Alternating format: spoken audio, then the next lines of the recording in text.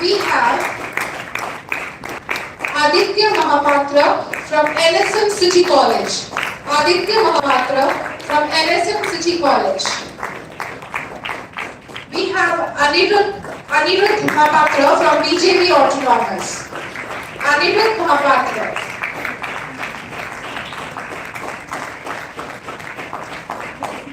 Anirudh Mahapatra? Yes. We have Rudra Pratap Mahanti from Saraswati Degree Science College. Rudra Pratap Mahanti from Saraswati Degree Science College. We have Ayushman Kumar Sharma from Karim City College. Ayushman Kumar Sharma from Karim City College. We have Harneet Bawa from Karim City College. Harneet from Karim City College. And we have the last contestant of Group 4 in the shape of Amlan Das from Raveksha University. Amlan Das from Raveksha University. Shrishti Kumari Acharya, Aditya Mahapatra, Anirudh Mahapatra, Rudra Pratap Mahanti, Ayushman Kumar Sharma, Harneet Bawa and Amlan Das, the members of Group 4. Sonali, are we ready?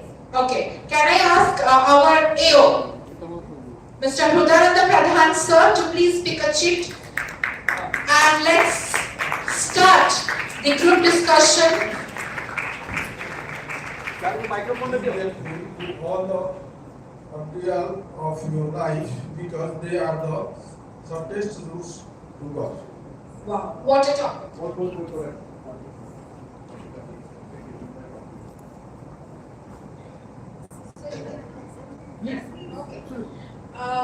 The topic is be grateful to all the audience of your life because they are the shortest routes to God. This topic is being selected by one of the only supreme mentor, supreme guest of Yugma 2026 in the shape of Shri Prashad Tripathi. Let's have a huge round of applause for Prashad Tripathi sir, the supreme guest of Yugma 2026. Be grateful to all the audience of your life because they are the shortest route to God. So, your time for 2 minutes of thinking starts now.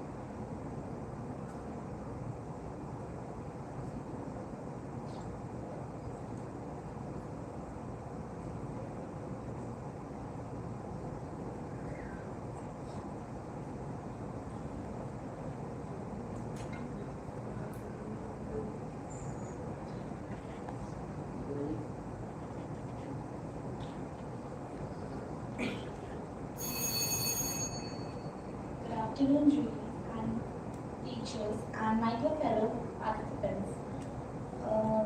As like problems in our daily life, and we just always search for God because we know that only shortest path to clear our doubts, to clear our frustrations, to clear our anything conflicts which are going in our onto our mind. This all can be cleared through God. As when it's simpler in religious of Hindus, if I'll say, as whenever we see temples, we just nod down. Not because we have seen God, because we trust them, because we know they will come whenever we will face any issues, anything that will trouble us, that will make us fall in trouble. So, in my opinion, I guess, yeah, we must be grateful, we must be um, thankful for God. Hello, Mahadev. Uh, First of all, good morning, good afternoon, ladies and gentlemen, and jury members. Yes, I agree with this topic that be grateful to all the audience of your life because they are the softest roots to the gods. See, until and unless you have hurdles in life, you have problems in life, you will never pray to God. You will just walk with your comfortness. You cannot get out of your comfortness and pray. Even you can give 5 minutes to God because you will be busy with earning money or whatever you are doing with your profession. Now even many participants who are in front of me, they were also, I think, most of the participants now will be praying that may I get this first prize, may I get the second prize, may I get the third prize. You know that because you that connects with God, the audience of our life connects with God. I agree with this statement. Thank you. Good afternoon, judges. Respect to Sri Aurobindo and the mother appointed to her. I believe a person having problems in the life, or audios in the life, is a person who is blessed. If someone asks that we think that why are you getting this? I will say one thing. Think that you are blessed to get that. Because the problem which you are facing today is the one and only thing that's the wish has been heard. Means you are thinking like, I wish to get this, I wish to get that. But think whenever you wish it, the universe is listening to you. And yes, the universe has said, yes, that's why the universe sends problem to your life. So respect the audience. As they are the one or they are stepping stones through which you step to get to the divinity. Thank you. Good afternoon to everyone, the jury and the ladies and gentlemen. Yeah. Be grateful to all the of the life as it is the shortest route to God. This can be said as when we face problems in life and internal conflicts in life, we pray, oh God, why are we facing them? Why can't we just bypass them? But we never know that God is testing us and helping us to overcome them so that we can become a better version of ourselves, so that we can stabilize ourselves and lead a more stronger life ahead. Thank you. The audience, the difficulties we are talking about are like exams given by God to test our strength and ultimately help us in transforming ourselves into a better person. If I ask you, what do you want in life? Most of you will say a big plot of land, a happy life. But rather a good question is, what pain or struggle do you want in life? Because that turn out to be a bigger determinant of how your life will turn out to be. A person who loves the sweat and discipline of a gym will much more likely to have a great physique. A person who pulls all-nighter and job pressure will much more likely to gain that higher position in his job. In the same way, a person who likes the struggles of socializing and networking will much more likely to have a better business. And in the same way, in the relationship standard, a person who likes the hard conversations, the long silences, will much more likely to have a great relationship and a great life. Good afternoon to one and all present here. It is a fact beyond dispute that everyone has struggles in their own lives. Nobody can say that I have a happy life and that every day is just the top. Every day is fabulous. Okay, so let me take a current situation that I was facing problems sitting there. I'm facing problem now because I'm nervous. So it's up to me. It's up to the mindset. If I'm taking it wrong, if I'm taking it seriously, that if I keep complaining about my problems that I will not be able to do it, I cannot come to any solution. But if I bring my attention to positive thinking, then I will take it as a challenge and try to improve myself that yes, I can do it. I have the capacity. And that we keep complaining to God that, oh, this happened to me, that happened to me. But how many of us literally think that why this happens and how can we correct it? So it is very important to have a positive mindset. And at last, I would like to say that instead of complaining, we need to focus on the solution, that how can we get rid of the solution instead of dodging it. Thank you. Good afternoon, jury members. I will provide 3 points about how tough situation makes us closer to God. First by is the philosophical concept given by Stuart Mill, and 2 scientific arguments and why it is more important. When you talk about the philosophical concept, Stuart Mill takes the concept of involution and evolution. It is about realizing our own potential from within, and that happens through hard experience that we see.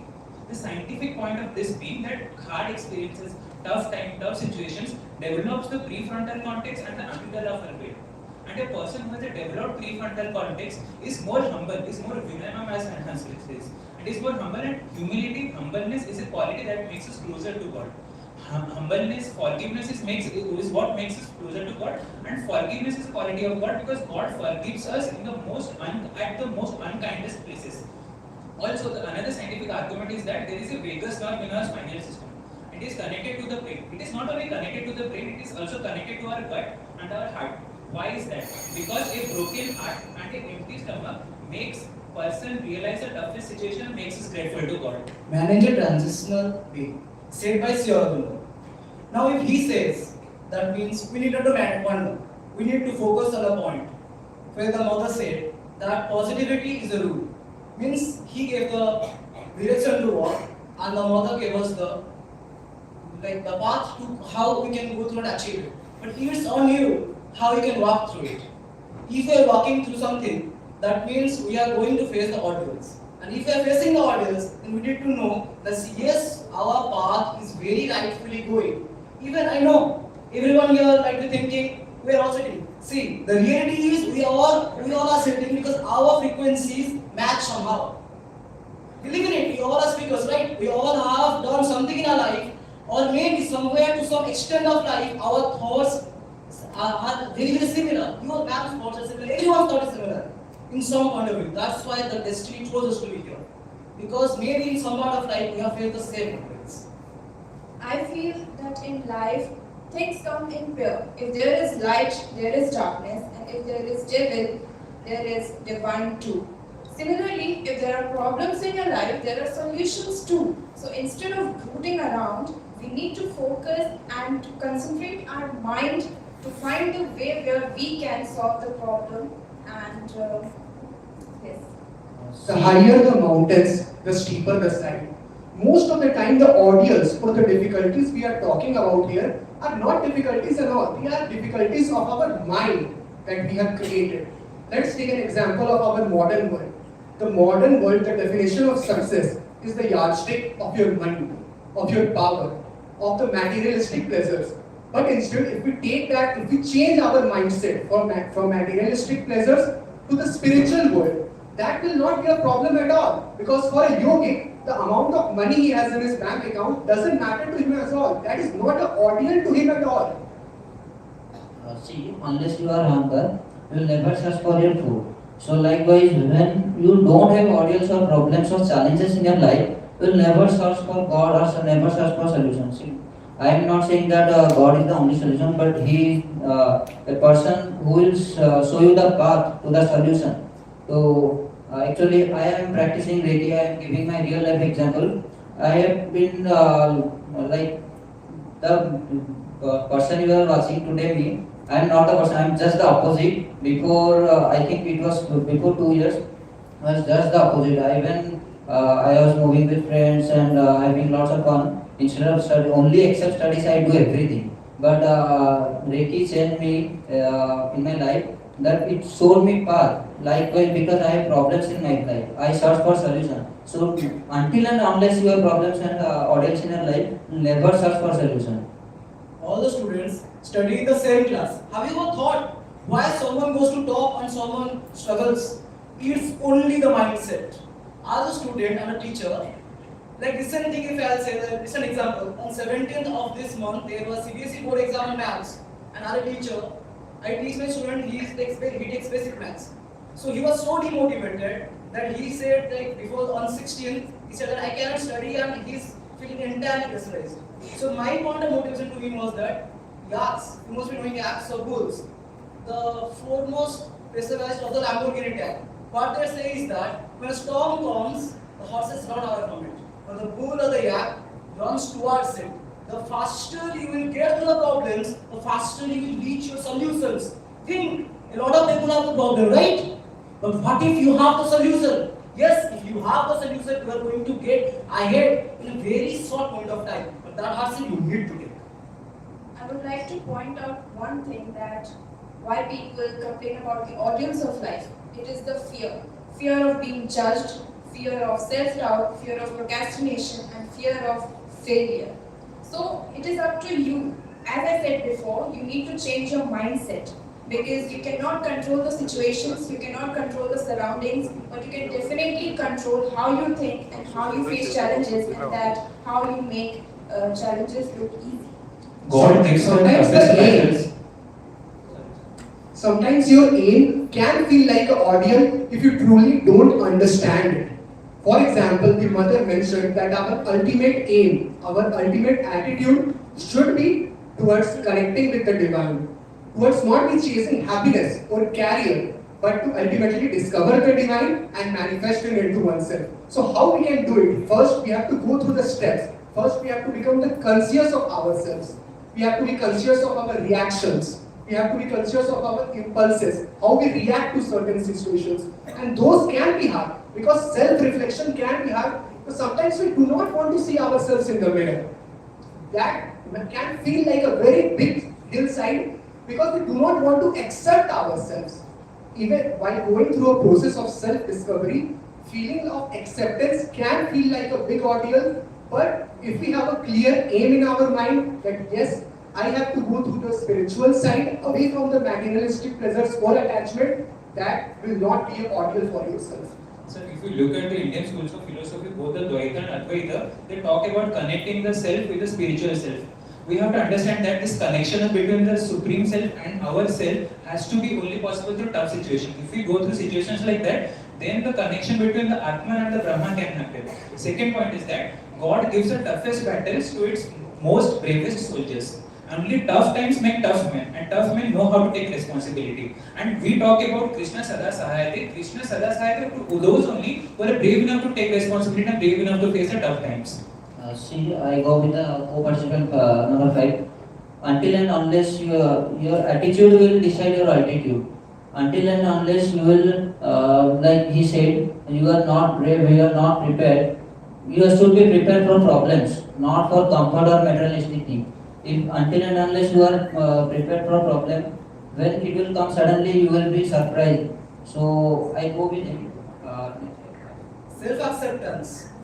From decades we see, from centuries we see Chandragupta Maurya, from whom I take a lot of motivation. The person who was very down in his life, forced or like what, taught, motivated by Chanakyaji and got to its highest point. Self-acceptance is what I say. Like there is a proverb we say, you threw pebbles at me, I collected the pebbles, I built my own tower, I built my own palace. Now think, if you accept yourself, whatever maybe the world can say, they can say everything. Just accept one thing and ask yourself one thing. Are you doing the right thing? Before night, am I doing the right thing? If the answer is yes, then remember you are improving each and every day, and the audience that you are getting is a part of your life you are getting. Accept the truth, pray the God. Always remember one thing, that there is someone. Some may say they believe in God, some understand say they don't believe in God. But I will say one thing, maybe the war God determines something. Just accept that there is someone controlling it. There is someone or something that's controlling all these things. Because if there will be some misconception and mishandling and mismatch in the earth or in the approximate biological world, in our earth would never have life in it. Can you believe it? Yes. Now we need to believe in it. See. My friend You here know, is say, the word God itself says, can you just look at the word God? G for generator. That means the person who can generate. O for operator and D for destructor. That words I got taught from Ricky. You create your own problems by speaking that my life is already bored. I am not getting marks. I am not. You are manifesting it. You are always saying that I am not a good student. I am not a good husband. I am not a something like whatever it may be. You are generating your thoughts. You are generating your problems, and you are the one who can operate it, and you are the one who can destroy your problems. So I think the God, the energy itself lies in you. In my opinion, As my I friend guess- said, the idea of a self-acceptance. After self-acceptance, the next big ordeal we have is inner purification. Purification by rejections of our desire. What our desires, our internal selfish motives. And only then we can truly gain towards the unification of nature. And this unification of nature is actually a very big ordeal that certain yogic person has to go through for his entire life to finally unify with nature, to finally change or transform himself from man to supermanhood through evolution of consciousness. So when you look at the stories of this thing, you have to understand the fact that there is a story which Ma says again and again that there was a beggar, female beggar. She had only a half of mango left, and a person was knocking on her door asking for something to eat. What did she give? She gave the whole mango to that person, the only meal that she had. She's much richer than all the kings that we have got in our history. What does that point out? She gave the mango through her hand. What is the shape of her hand if you close it? It resembles our heart. And we all are aware of the story that in our heart Narayana lies. If our heart is happy, then our Narayana is happy, Brahman is happy, or whatever monotheistic deity that is supposed to To worship. conclude each and everything what we spoke, I want to say one thing. That everyone spoke about the stories and everything. Like I spoke about those people. Behind others' example. You should be the example of others' life, not the like you can't even solve a problem in your life. So what will you will be example? So I go with my co-participant. So tough situations are like half empty bottles. They are either half full or half empty. It is just a matter of perspective. A solution in a tough situation could be the best teacher. Failure is the best teacher that they say, and it is solely to most in difficult times. Okay, thank you. We like to listen from one and after that four. Okay? Yes, one. What is your last take on this topic? I want to conclude by saying that all are talking about challenges and problems. Why don't we see that these are the opportunities for which our life became meaningful? Because these are not the things that became obstacles in our life. These are the things that makes our life enjoyable, makes our life interesting. Because without obstacles and challenges, we are nothing. I guess none of us would have prayed to God. None of us have known what's the value and the ethics. And as Sri Aurobindo also, when he was in jail, Alipur like that time also, when Britishers were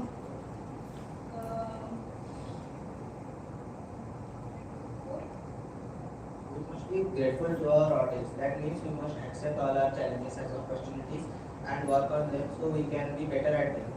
We must, we sometimes mistake self-improvement with copying others as we see different people achieving different things from different methods. We copy them, but we must not copy them, and we must find our own path to work. Thank you so much, Group 4, for your wonderful group discussion. You may step down. Let's have a round of applause. Then we will proceed to group number 5. Group 5 starts with Zareen Parveen from Dorando College. Zareen Parveen from Dorando College. Let's have a round of applause for Zareen Parveen. Next we have Khushbu Kumari from Dorando College. Kushbu Kumari from Dorando College. Next we have Prachi Pratyasha Das from Silicon University. Prachi Pratyasha Das from Silicon University. Contestant number 4, Tushar Kumar Das from Saraswati Degree Science College. Tushar Kumar Das from Saraswati Degree Science College. Next we have Ahutosh Ghatagaria from IGIT Saram. Ashutosh, it's Ahutosh. Ahutosh? Ashutosh, right, yes, okay. So Ashutosh Ghatagaria from IGIT Saram. Next we have Riya Tiwari from Srinath University. Riya Tiwari from Srinath University. Aspirants.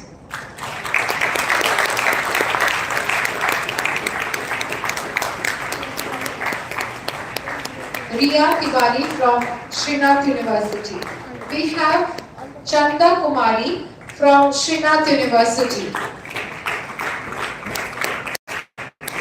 Chanda Kumari from Srinath University. And we have the last contestant for group 5 is L. Dimple Sai Reddy from RCM. L. Dimple Sai Reddy from RCM.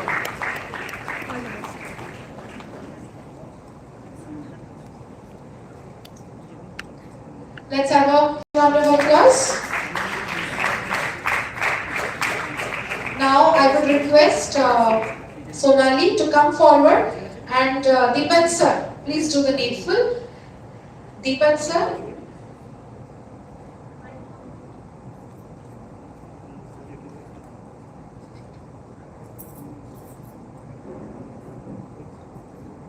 The happiness you give makes you happier than the happiness you receive.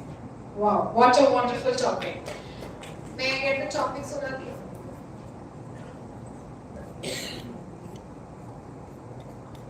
Thank you, Deepan sir. I would read out the topic again. The happiness you give makes you happier than the happiness you receive. And the starts now.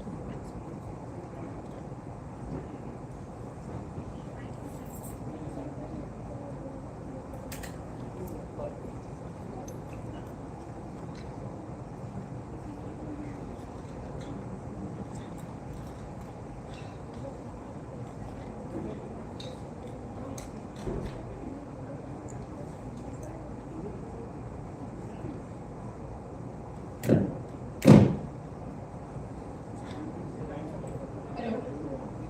Sure, this one is okay.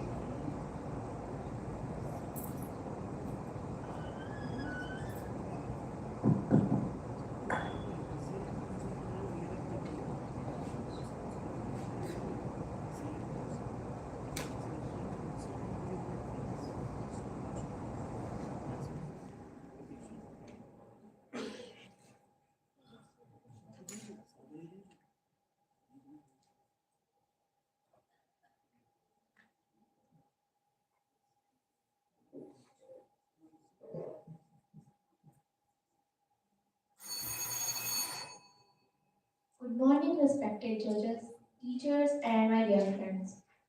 Let me start with an example. Imagine a mother can sacrifice his all happiness for his children. He sacrifices his sleep, he sacrifices his all comfort zone, but he more happier than the children. It is the beautiful example of the happiness we receive give you more than the happiness you give makes you happier. There are many examples. Nelson Mandela chose forgiveness for revenge. In 27 years of prison, he decided to give forgiveness. He not healed himself, he also healed both countries. There are more examples that prove that happiness gives is more beneficial than happiness we receive. Thank you. Hello. I start with a quote that love is to love is to give others is to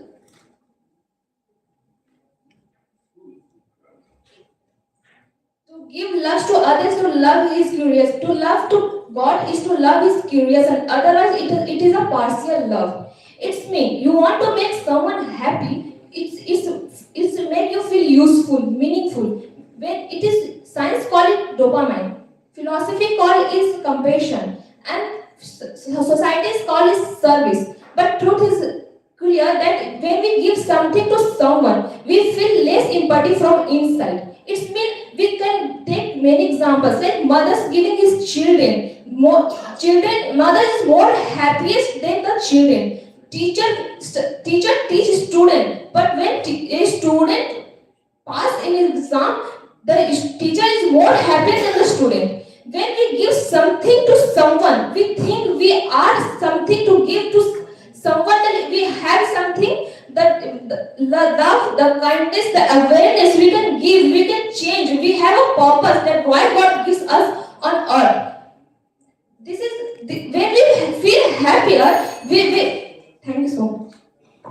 Well, so I offer my humble obeisances to the lotus feet of Shima and Aurobindo prior to start my speech. So I would like to start with, we can see how Mother has put service to the humankind for years and years to serve to not only serve the Sri Aurobindo's philosophy, but also to serve the humankind in a better way so that it can illuminate uh, a sense of, a sense of rationality, perfection, and also spirituality among every individuals. So when we talk about Sri Aurobindo, he have when he was in jail in Alipur, he basically said it is in the jail where I found God. So in context to this above topic, what I want to symbolize is that what the maximum of my topic is that it is the service that gives us unconditional happiness. The conditional happiness is that basically when we acquaint to the fact that we need more and more in our life, but when we give unconditional service, we actually get the real tranquility and happiness inside ourselves, and that makes us better in human form. Good afternoon, everyone. And myself, just another I am going to this topic that the happiness you give makes you happy, and the happiness you receive. Right? I am to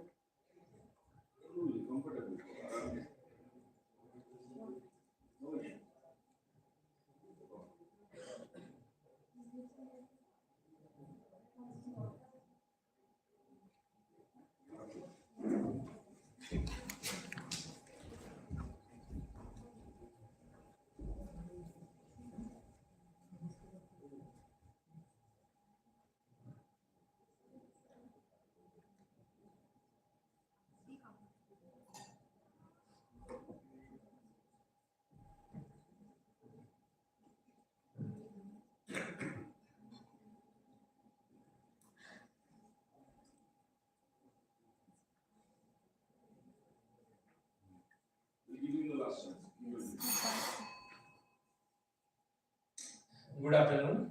I'm Ashutosh Gantaria. Giving to others gives a long-lasting happiness, while giving to uh, to to ourselves is just pleasure happiness. It is just a dopamine. It is just a dopamine kick. It won't last long. When when a child is born, parents give their everything to grow a child from uh, give a child everything uh, to let him to become what one becomes. They try their best. In this way, they give uh, they sacrifice their happiness uh, for the happiness of their child. Good afternoon to one and all present here. Greeting to jury members, the respected audience, and my fellow participants. I am Riya Tiwari from Srinath University, and I am going to explain or give you my point of view on the topic. The happiness you give makes you happier than the happiness you receive.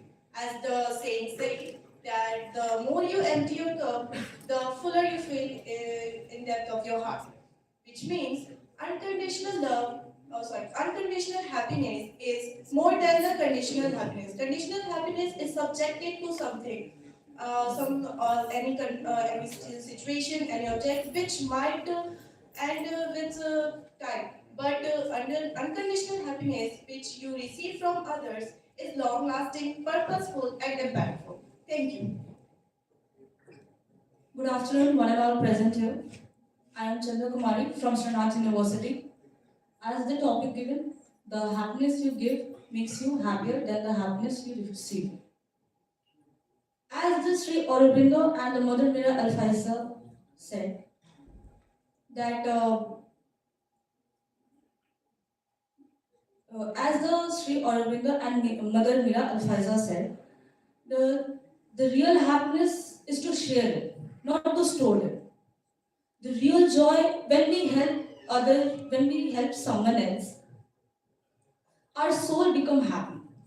And when our soul become happy, we are in the path of divine. We reach to the divine purpose. Thank you.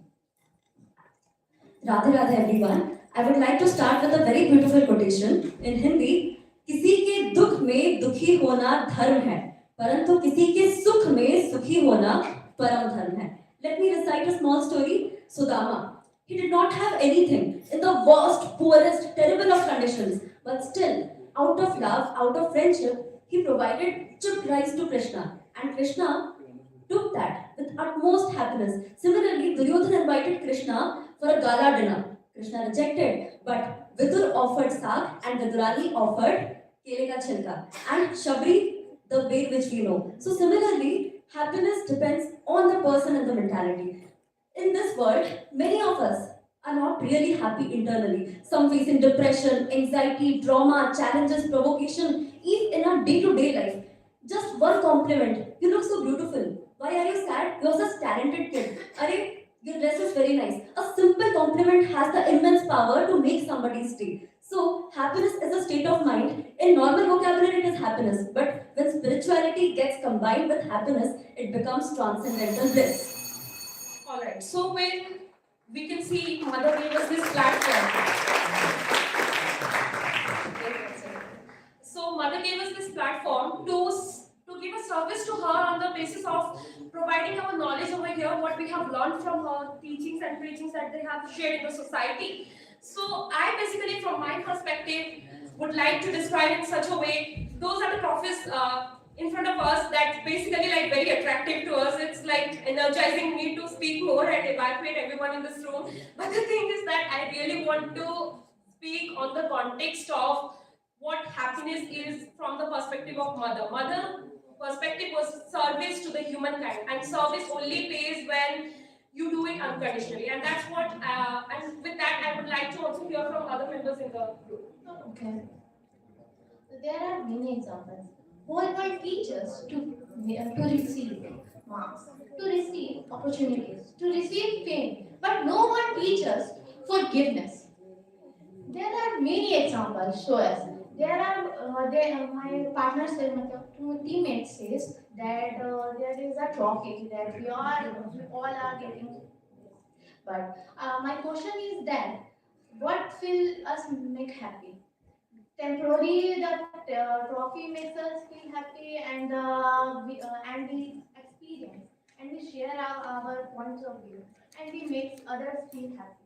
Fantastic question. In Bhagavad Gita, it is said, Dukhalayam asashvatam. Everything is temporary, but in Dukhalayam, sadness, grief, sorrow, it is permanent. Do you think happiness will knock at your door and will come to you? No. It is an opportunity which you have to seek by yourselves.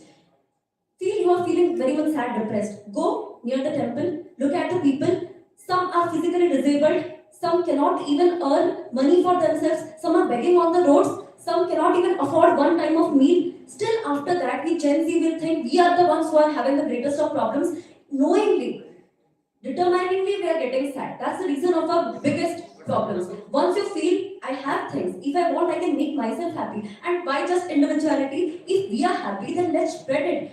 Happiness is contamination and it is contagious, it can be spread. So once you have this intention to serve the society, your nation, your community with dedication, nishkam karma bhav, that will automatically become your dharma and that will provide you immense happiness which is incomparable.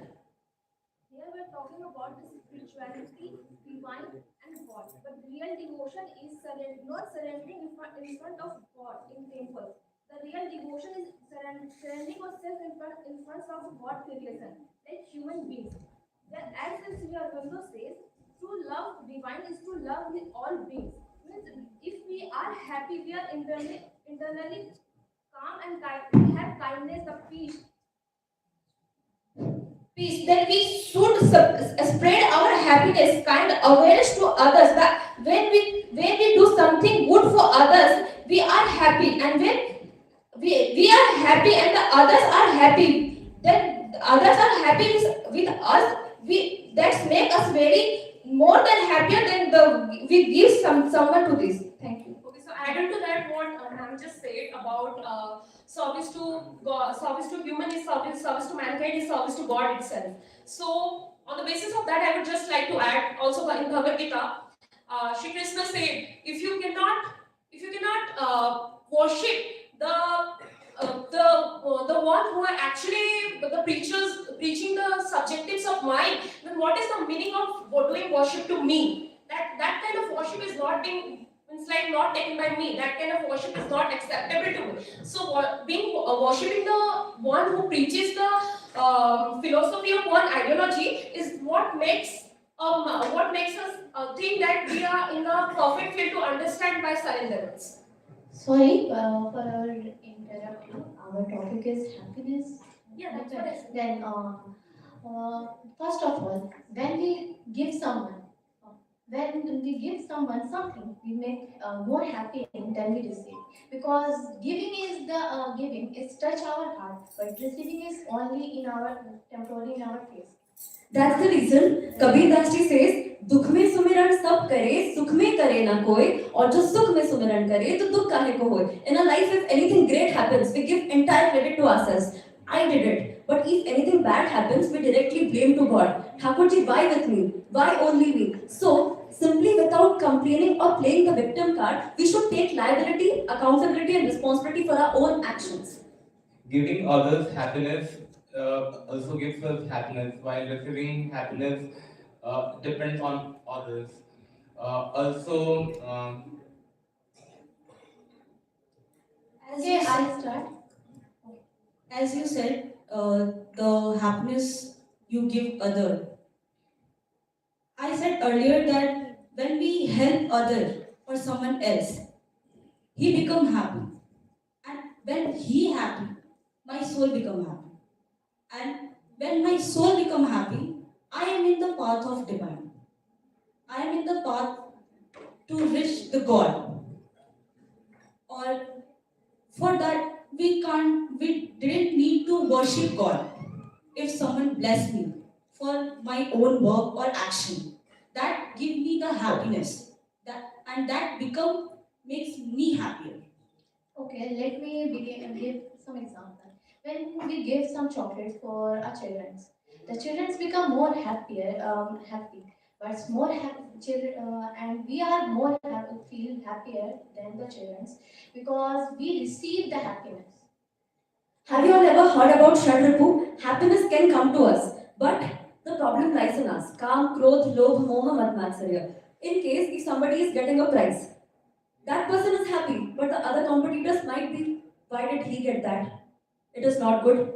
Irrespective of the fact I deserve, am I capable, did I give my best, we start complaining the jealousy factor, the ego issues, the three modes of nature we have learned, sattvic, tamasic, rajasic. So we need to take care of the environmental situational analysis so that we try to do the own SWOT analysis of ourselves rather than simply blaming or trying to snatch away happiness of others. Exactly. The thing is that when we are blaming others for the reason of we are not able to accept something, then after we are blaming others just because we were not able to achieve the thing, is not the factor of one's conscience to what Sri Aurobindo taught us. It is not what Sri Aurobindo and Sri Ma taught us to do in our life. It's basically many philosophies are there who actually says us to rise up a higher consciousness, to go to higher consciousness and energize ourselves to that level that we understand what we actually should perceive in our life.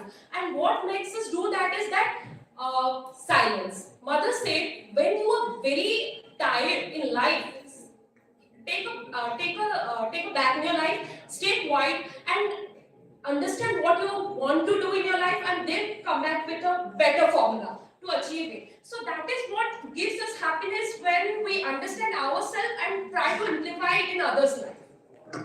Uh, so I would love to go with an example. Like we had a session yesterday afternoon, and ma'am had given a beautiful example of that. That when a person or an employee get a promotion in their department, they eventually get the happiness they wanted because there's some goal or some mind, something in their brain to achieve. So when they achieve, they have the happiness they wanted.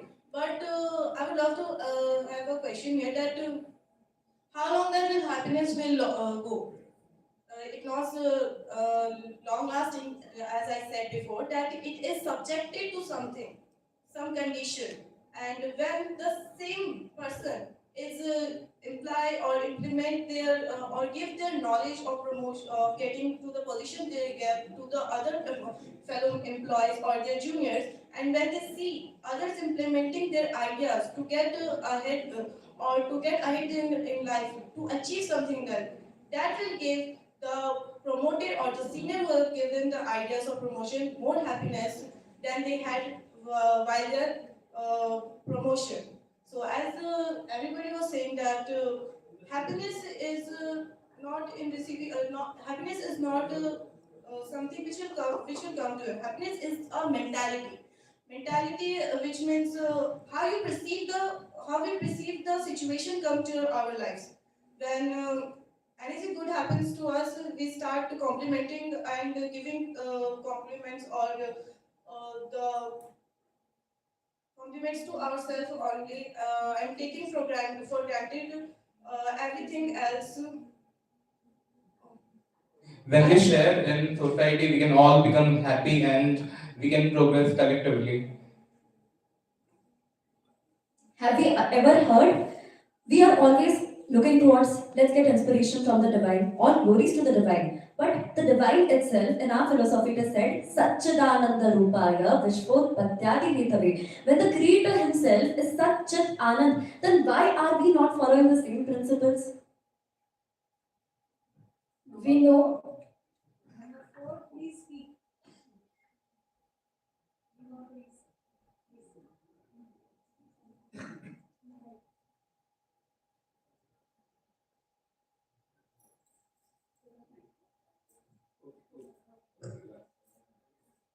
We receive happiness when we passionately want something. But when someone asks for these things to for him, for this, that person is more deserving, and we give it to that person, we feel more happier than us. I want this passionately, but I know that this thing is more important. Thing is more important for him more than me. That means the happiness we receive make us happy for a moment, but then the happiness we give make happy us for lifetime. That give the impact and by us the impact us for a lifetime, that I give something to someone and meaningful and useful for God, for the divine. Thank you. We all remember Mahatma Gandhi. We all know him. Okay. And Mahatma Gandhi have choose for forgiveness, and he choose for uh, Okay, so when we talk about so when we talk about, as ma'am said about Shri Krishna and Sudama's relationship, when Shri Krishna was basically washing the feet of Sudama, he was full of tears. That was the service he was doing for his friend with full of heart. So that service, we talk about permanent happiness or temporary happiness. Then the temporary and permanent happiness doesn't come to exist. I would like to conclude by saying that happiness is definitely not a philosophy but a direct experience. And Krishna says, Ashansayam Mahabaho Manodurnegraham Chalam. Your mind will deviate you. It will literally make you think different lot of things, overthinking, for example. So it depends upon you whether you befriend your mind and choose the path of happiness. And how can that be done? Abhyasena tu kaunteya vairagena cha guhyate. So only you can have the remote of your emotions, feelings, and affections. Let nobody other or discrimination, criticism, troll impact your happiness. And I would love to conclude the topic by saying that happiness, which is we receive, is tied to happiness which we receive is tied to subject, but happiness we give or receive from others is tied to impactful and purpose of our life, which will eventually connect us to the divine. Thank you. okay, I can. Thank you.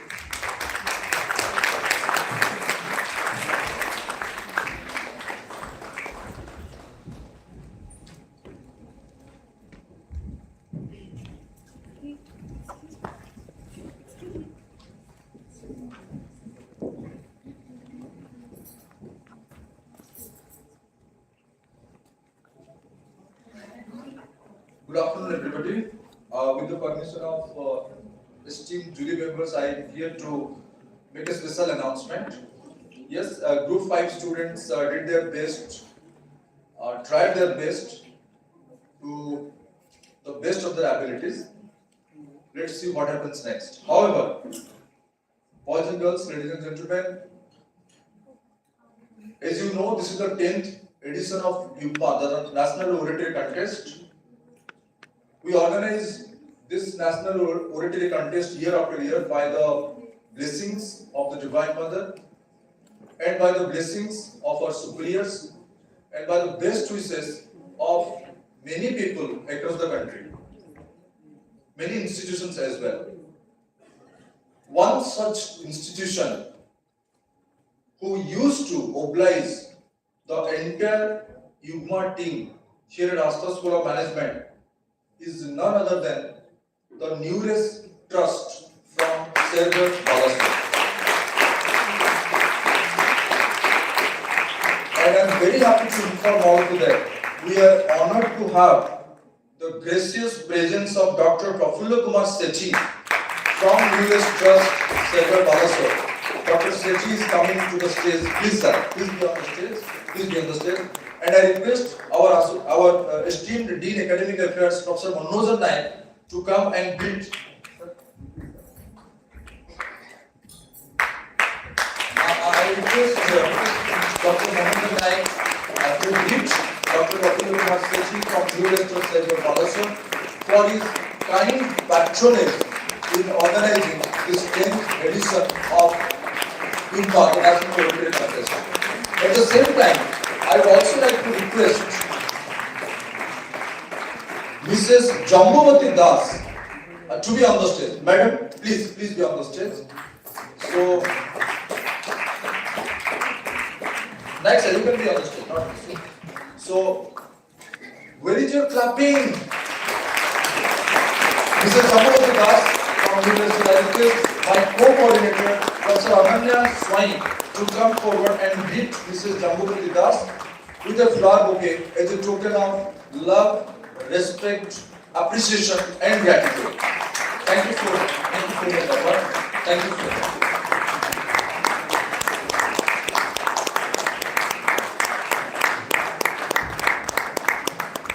I'm going to do something. How can we Okay. without Professor, motivated, how Professor, if you just spare 2 seconds here, we'll take it for group for snap immediately here. And while the snap is getting checked, I mean,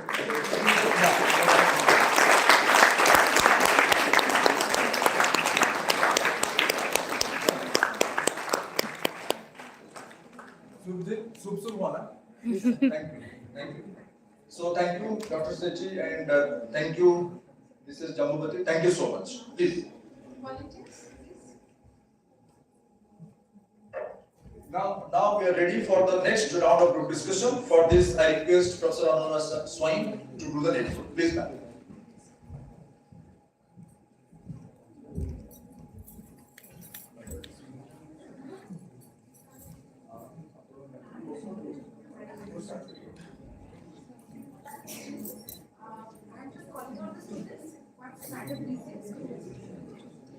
So, very nice performance by Group 5. Now, it's time for Group 6. Astians, are you there? Okay.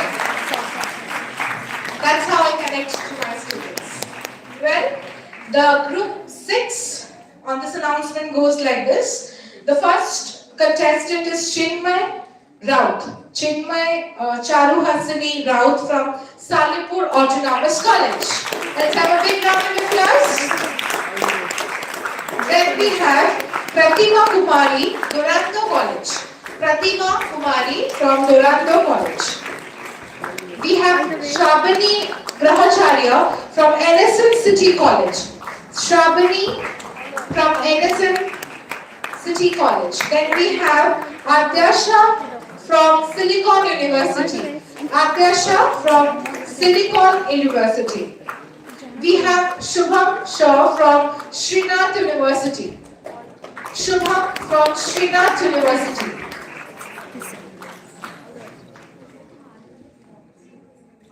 Shubham is there?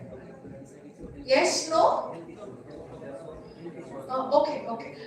To the jury members, Shubham Shah is not there. Due to some health issues, he has left.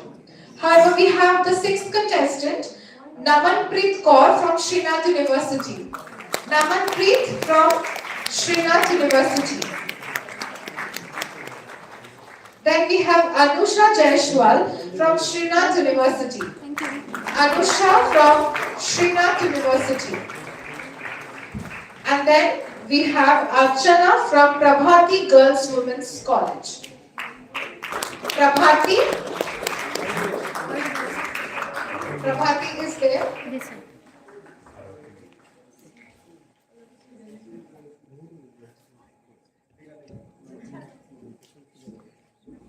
Prabhati, yes, please come. So let's have a big round of applause for Group 6.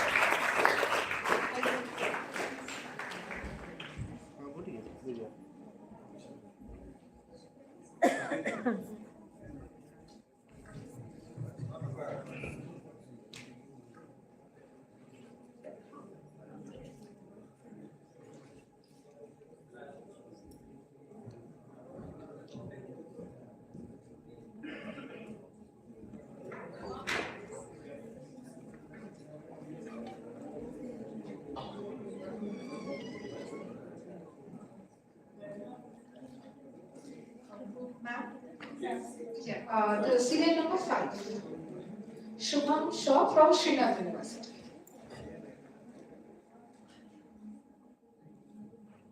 Are we ready? Okay. So, Sonali, you come forward and may I ask Dwipanita ma'am to please pick a sheet and so that we can start the group discussion.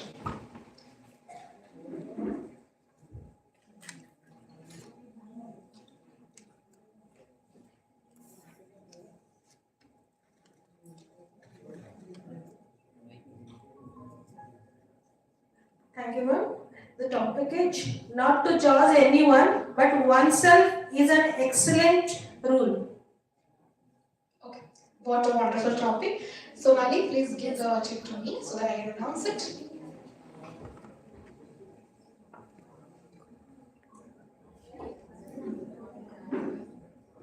Not to judge anyone, but oneself is an excellent rule. This is the topic, and the time for 2 minutes to think starts now.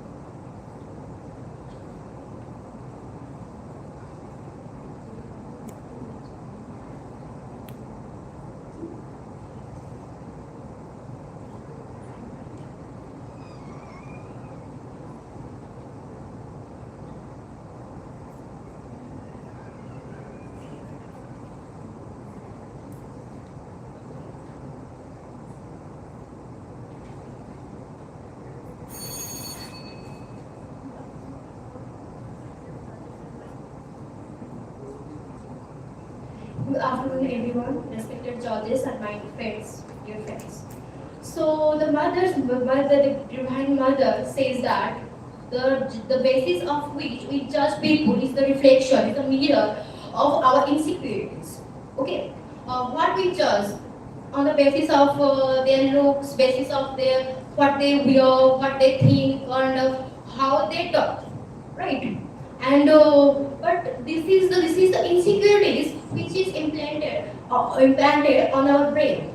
We think that this is the basic thing humans should follow, but actually the divine, the greater Almighty has given us these things. We all have different languages. We all speak with different languages. We all have different traits. I think something. Good afternoon, everybody. I would like to share my perspective on the given topic. Firstly, I would like to start with a quote that human is a transitional being, it is not final. It means we are meant to be evolved. We are meant to learn from ourselves, from our mistakes, from our learning. And all the human beings are the creation of the God. And Sri Aurobindo says that if we love God, we have to love all His creation. Otherwise, it is just partial love. If we are judging all His creation, other His creation, it is like disrespecting Him. If we really wanna judge others, we have to just teach them how to correct those mistakes and make this world beautiful to live for them as well as us to keep. As if we wanna make His creation beautiful, we have to make it beautiful for us and all of us. Thank you. Jai Jana. Good afternoon, everyone. Wonderful ma'am and glory to Arvinda. And my topic is how to habit. Habit is you as a human being. All the person has habit of judging someone. But in my opinion, why to judging someone? All one is not to conform to all the things is their capability. But as the things, all the things we have to get to approval and get to at least achievement that in your own life. I can be believe that I will be used that I have to some of the behavior and some of the habit in my mindset. And all of our stand here that get to one of the habit, one of the personalities and one of the behavior. We cannot do same to anyone. But I want to say that why have to judgment to one of the person, why have to judgment to one of the curricular activities and one of the curricular activities that you have to connect it to our internal souls. How we have to get to internal soul as a clarity, and I want to be receive some of the spiritual wills and spiritual community. Good afternoon, everyone. I would like to say that we often judge people when we think these are the things that we refuse to see in ourselves. In other words, these things are the projections of our own insecurity. How would you fix your own machine if you are busy fixing others? So, Sri Aurobindo has always said that the human journey is all about evolution into a higher consciousness. And for that, we need to first reflect in ourselves. We need to see that what we are, and for that, the first step is knowing oneself. In today's era, we keep pointing out others without seeing us as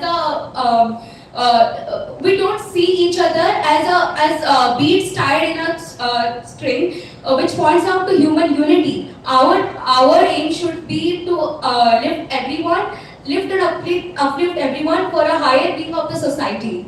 But we don't do that. So I would like to say that a very good afternoon to one and all present here. I hereby Namanpreet Kaur, the student of Srinath University, and I am here to say on the topic, not to judge anyone, but on oneself is an excellent rule. Don't judge anyone. It's just not a good advice, but an excellent rule you should follow in your life. Why? I just want to ask a question. How and on the what basis you will judge a person? Without knowing their background, without knowing their struggle, without knowing their pain. How come you judge a person on their outer experience? Next point I want to add, rather than judging other, judge yourself. First, you need to see what you are, then rather than saying to other person. And I want to add one line. Self-improvement is powerful rather than criticizing other. Thank you. Good afternoon. Good afternoon, everyone here. I want to say my point on that. It's very easy to judge everyone, and we often see that if we are judging someone, then we are satisfying our own individual's fault in ourselves that we don't find in our that we somewhere doesn't see in ourselves generally. If we are judging someone on someone's perspective, on someone's doing of their lifestyle, it's basically we have that problem in our own life and we are not facing that from ourselves. And we are satisfied by judging them and not and seeing that I am judging them and we are satisfied with that, but not judging ourselves. Thank you.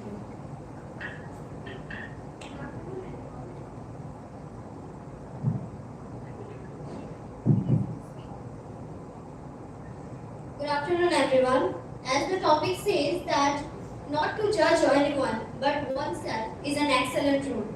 So why is it an excellent rule? Because it also leads us towards a progressive life.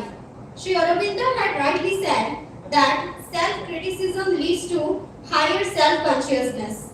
Okay, we actually spent our entire life judging others based on their appearances or based on their behavior, but what we don't see in ourselves, that what we are lacking and which mistakes we are doing and what we are doing that is actually impacting our own life and our own future.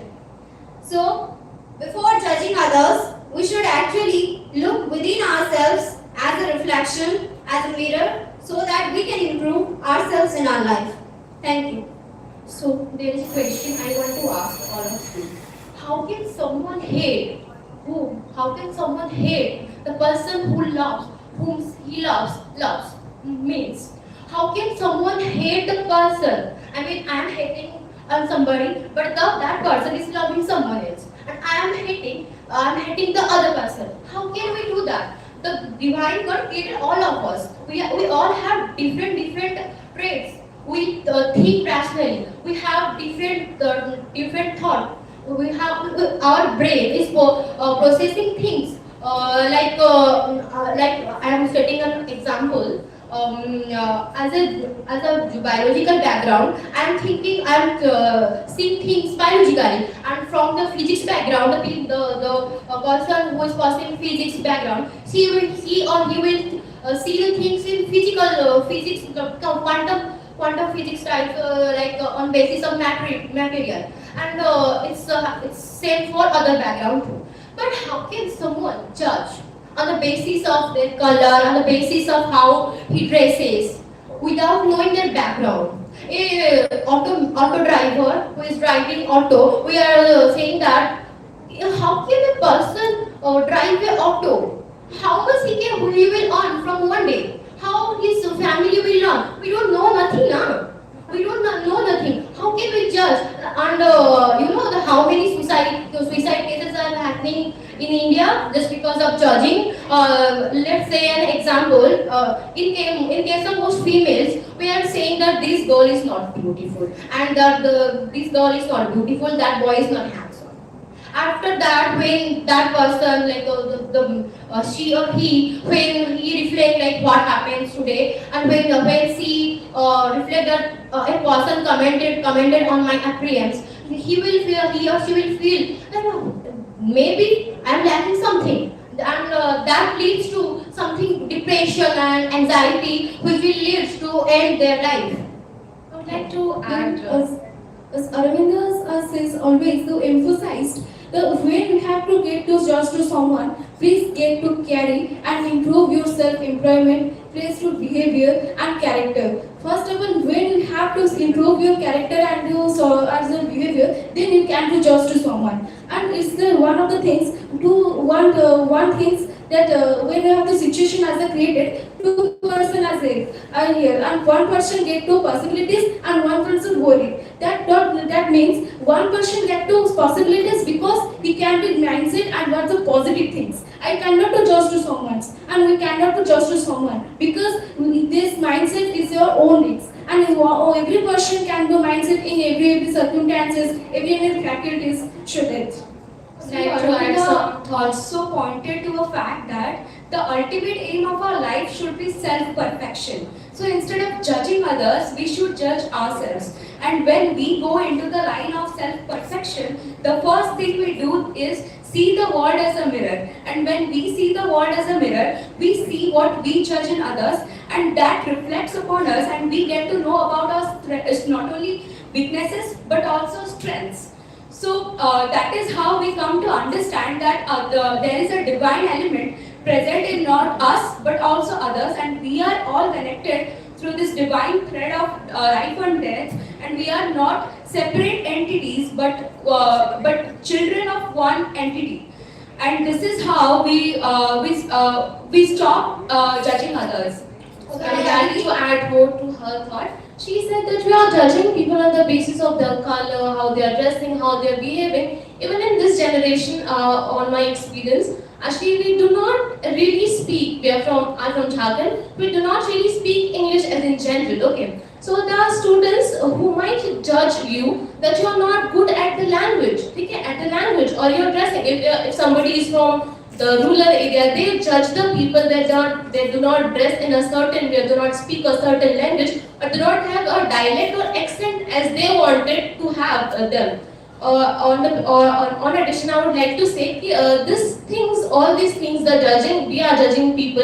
It shows that we think ourselves as the superior and other as the compressible characters of the world, and this shows that we are actually judging others. It not shows their weakness, it shows our weakness, that how we are lacking the content mindset, the peaceful, the calmness inside us, and it actually, this is not from God, because God said that we do not have to judge any other being because they are the creation of His. We have to respect them, love them, and even if they need, we have to teach them with love, respectful, and grace. And that's how we can get calm and peace in ourselves. I agree to the first and the fourth, to my first and the fourth co-participants, as they said that judging others is like judging God's creation, which is like insulting God. So yes, if we judge others, means we are actually insulting the creations of the God, as everyone have different abilities, they have different, their appearances, their behavior are different, and hence they also have different life goals. So I would like to say that when we don't have that same life goal, and when two different persons don't have that same life goal, how can we judge them? So it's like, okay, it is more like if you're judging anybody, it is more like we are loving a painter but hating his painting, we are loving a poet and hating his poetry. It is actually not really valuable, or we can consider it as mindful, as a thought of a mindful person. Because as we are all human beings, we have to not judge them. We have to not judge them. We have to treat them equally because everybody is different. Our constitution said that diversity is the equality and is the equal truth. I would like to add one more point to this. When we are judging someone, we are basically putting the concept of I can judge someone. Now, I here refers to the ego that they are thinking. We as creations of God do not have the right to say that we have the ability to judge someone. Because according to Sri Aurobindo, ego is the greatest enemy of mankind. And to think that we are superior to someone is equal to a sin. Okay, I would like to add one thing, please.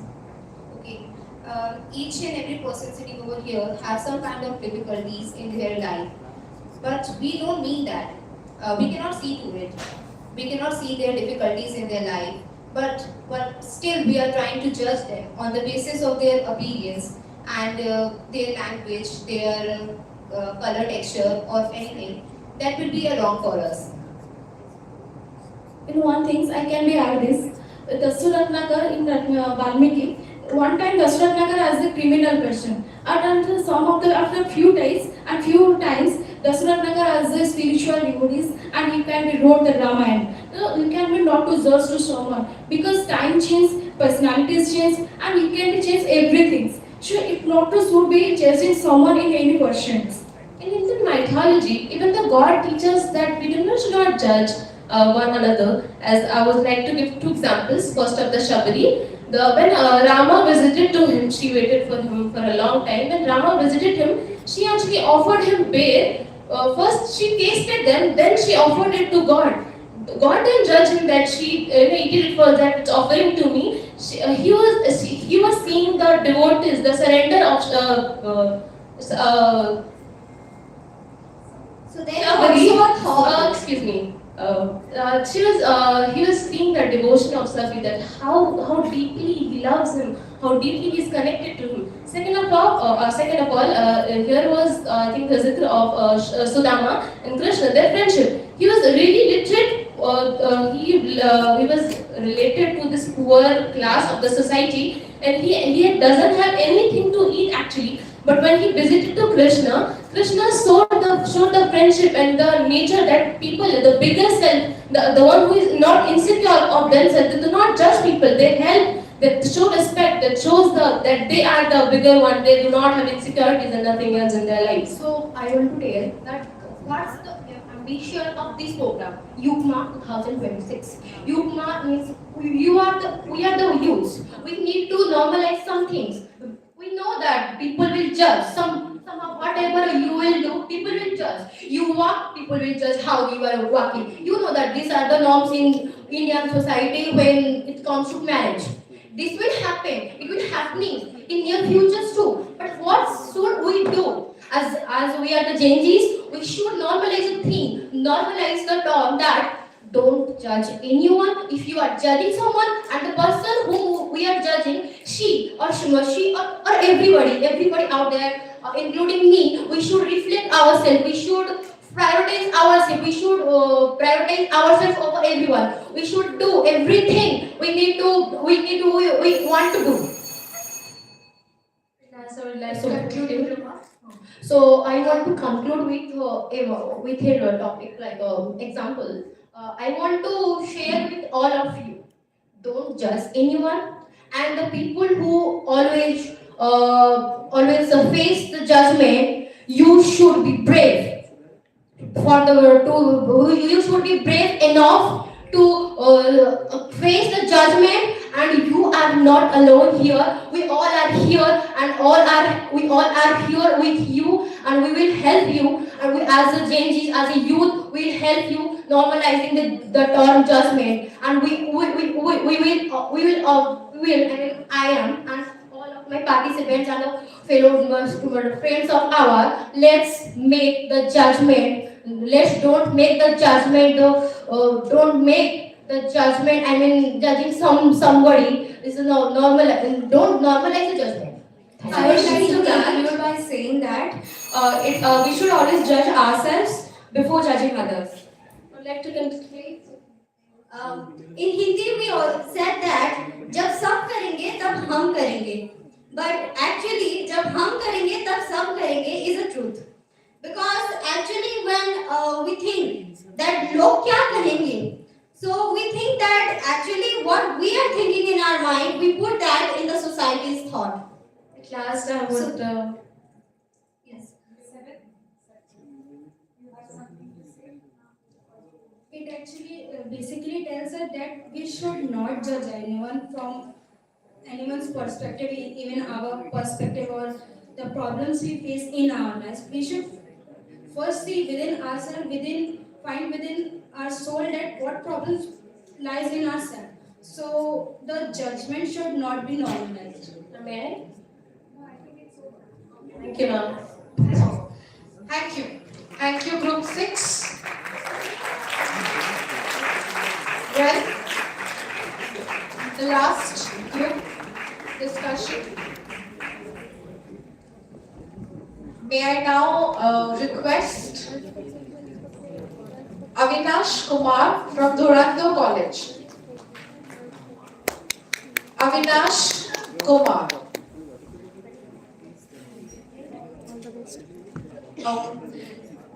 Astians.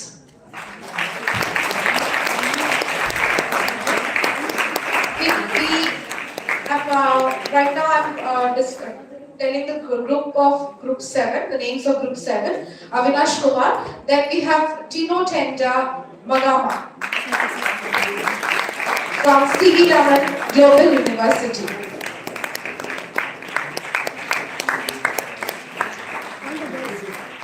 Then we have Anish Rajak from Srinath University. Anish from Srinath University. Then we have Joy Mukherjee from Srinath University.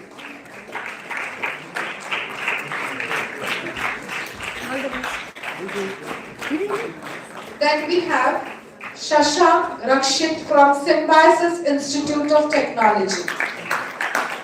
Shashank Rakshit. Contestant number 6, Trishuv Mulia from Sri Sri University. Trishuv from Sri Sri University. The round of applause should not stop. Then we have Titi Pragya Sahu from Roland Institute of Pharma. And we have Sanskruti Behera from Roland Institute of Pharmaceutical Sciences.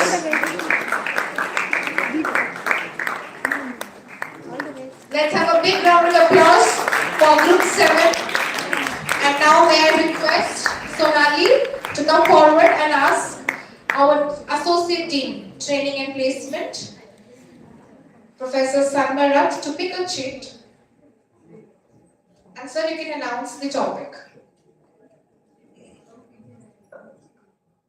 To love God, excluding the world, is to give Him an intense but imperfect adoration. Wow. Sonali, may I have you?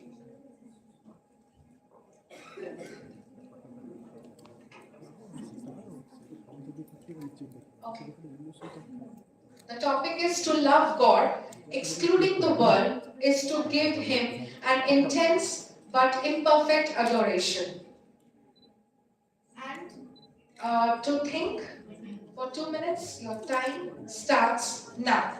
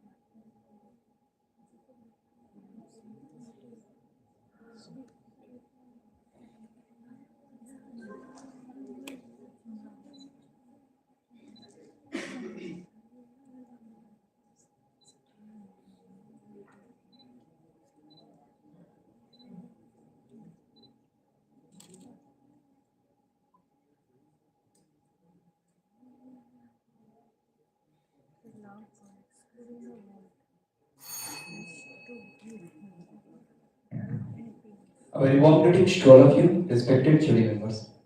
Swami Vivekananda says it's a privilege to serve mankind, for this is the true worship of God. God is here in all these human souls. They may at a time emphasize their humanity and at other time proclaim their divinity.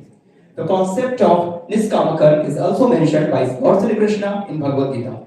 God wants your pure devotion, but that doesn't mean that we renunciate all these materialistic pleasures or materialistic world. We need to work in this world and also to serve humanity and mankind. If everyone became saint, then how will this creation work? God has made this world, made this universe for its fulfilling of all the things which is going is in their natural habitat. We cannot interpret in it. In our ancient Sanatana tradition, all the four paths, whether it's Jnana Yoga, Hatha Yoga, Karma Yoga, or Bhakti Yoga, we all are path where we follow without renunciating our homes. We follow this path and fulfill our achievements, desires, and also at last attainment of enlightenment from this cycle of life and death. Thank you. Thanks. I would like to speak in contradiction of the statement, as we are taught by the mother as well as by Sri, that in order to complete divineness, there is need for oneness and unity. So when you exclude the world from your belief, from God, you are actually practicing an incomplete faith, which is against the teaching that we are all gathered for, which is Yugma. So that is my say on the topic. So, good afternoon, everyone. I am Anish Rajat from Srinath University, and today I am being very privileged to be in front of you. And now, let's go to the topic. So, as we know, everything is created by God, and we should adore and love everything created by God, like water, plants, animals, humans, and we should not disrespect the God's creation by judging anyone, like based on their caste, creed, color, or anything. So that's my point. Good afternoon, everyone. My name is Joel Mukherjee. Here we can say walking the path of spirituality. doesn't teach you only love the God. You have to love the creation that is created by God. Because in Hindi we say, हर कण में भगवान बसते हैं. तो as you know कि हर कण में अगर भगवान बसते हैं, तो then we should love the every creation. And we spirituality doesn't say that only focus on myself, but focus on all the creation. Just understand my creation. God says, yeah, you have came to this world. You have to understand my creation and you have to love my creation. Because ये कर्म की भूमि है. तुम्हें कर्म भी करना होगा और समझना भी होगा. Hello everyone. So, कर्मण्येवाधिकारस्ते मा फलेषु कदाचन. What does this quote mean? It actually means कि कर्म करते जाओ लेकिन फल की चिंता मत करो. But what we actually do, what our society is so proud of, is that we don't even do anything or contribute to the society without thinking of ourselves at first. That what we are getting from the society. Still, the spirituality that the institute itself preaches and what spirituality teaches us is to love the creator. And if you can love the creator, how can you hate the creation of him? So this is my take on spirituality. Okay, so there are two types of people who love God. The first one are those who love God by loving their fellow men. So for them, serving their fellow men is serving the divine. The next type of people loving God are who love only God. They don't serve people. They don't do anything. They think that loving God, serving God is everything for them. But the latter love is intense, but it is imperfect. Imperfect as it is not doing anything for the good of humankind, for other people. So why would why would God love him back? Okay, so. Good afternoon, present everyone. So here's the topic that everyone loves God, but everyone chose an easy way to love God. Like we all love God, everyone knows. I will ask everyone, do you love God? Everyone will yes, but they love like it is an intentional love. When everything is fine, we pray God that your blessing and everything you have give us. But when we choose the easy way of love, easy way to love God, that is like we used to leave our family, like we used to invest our time mostly on prayers and all, except our karma. But what God really want is our karma. But that is what we are not doing. But we are praying God like for hours and praising and telling everyone to leave your karma and okay. So, good afternoon to everyone present over here, respected jury members, audience, and my fellow participants. So, this topic is fully relevant to our lives and our society. This not only reflect to our present but also to our future. So, I would love to express my views on the topic that is to love God, excluding the world, is to give Him an intense but an imperfect adoration. So, according to me, we know one quotation like service to mankind is service to God. So, everything that was created by a God, we should love that. We shouldn't only love God like, please God, give me that thing and those blah blah blah. We shouldn't. But loving only God isn't. We should accept everything that God created for us. So, So I would like say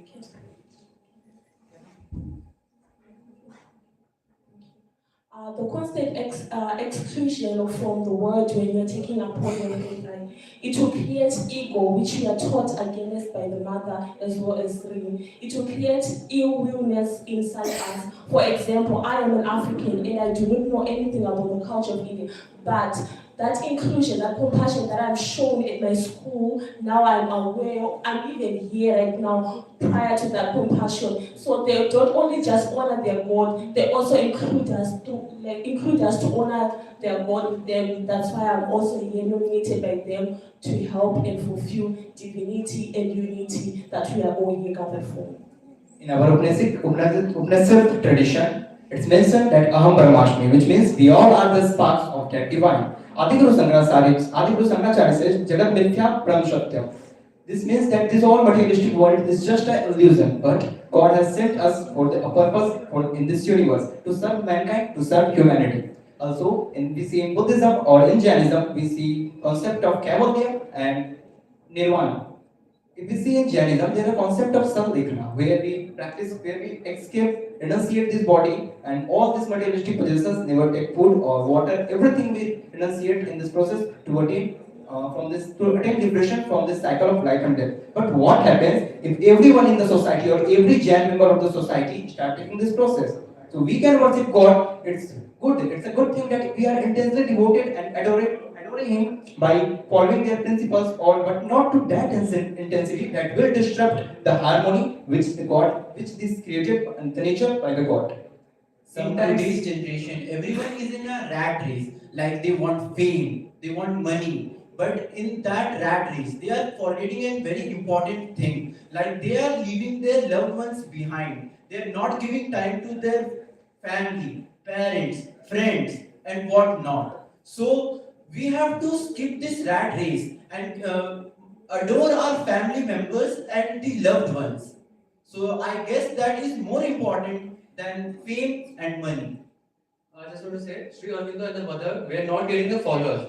They were designing new standards for human life. Actually, they want to make aware about consciousness. And consciousness, if any human being aware of the consciousness, then they can see the creation and the God within it.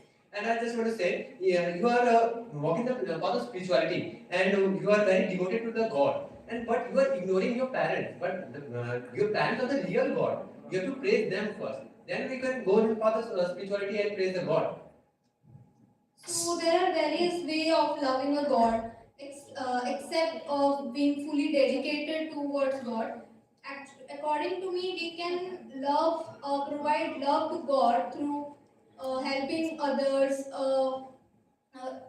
stand during the hard times, and also providing help and necessary things to others, so that it can also be helpful to others and also a way of loving a God. So speaking about love, we are talking about love, but isn't it the fear of God that we are doing something towards the humankind? As she said, serving to humankind is serving to God. But isn't it out of fear that we are doing it? And if we take as per Aurobindo's philosophy, if we talk about our responsibility, I am responsible for my own actions, then I am accountable to God itself. And once I am accountable to myself, then I can serve our project that order towards the society and benefit it on that way. First of all, I agree with the number 4, which said that what kind of worship we are doing to God if we are not even caring our parents? What kind of modernity in which our living? We are living in this 21st century. The concept of old age home is very much popularizing. We are learning, we are getting good education, but what's the use of that where we don't comprise the basic human values of kindness, compassion, integrity, morality, and generosity? If these all are missing, then what's the main focus of our inclusive education, where these all things are mentioned, is still missing in our education curriculum, and that lack we need to solve out so that we can work towards a more prosperous society. I would like to add on to what number 8 mentioned earlier about being faithful and honoring God at your utmost view, right? But at that same point, if you overstep it to a point of excluding the word from your faith, from your thoughts and your divinity and all your faith that you've placed in God, right? You reach a point where you dishonor the concept, the 3 concepts that you were taught by Sri, which is aspiration, which is surrender, which is rejection. You arrive to a point where you dishonor those, and when you dishonor those principles, you arrive to a point where you are no longer in faith, but you are in your own mind, and you are no longer reaching the point of divinity, and you are not reaching the point where our consciousness is being instructed to reach. I would like to continue the topic with a beautiful example given by the God himself. one day, Naradji came to Narayanji. He asked, actually, Naradji is the greatest cheerleader for Narayanji. Then Naradji came and he asked to Narayanji, ki, Bhagwan, who do you love the most? Me or any odd devotee of yours? Narayanji smiled and said, let me show you. Then he took Naradji to a people. He's a farmer. He was in his field and he was doing his work. Then Naradji felt a bit jealousy. Then I was always praying God. I was always chanting God, and why not I am?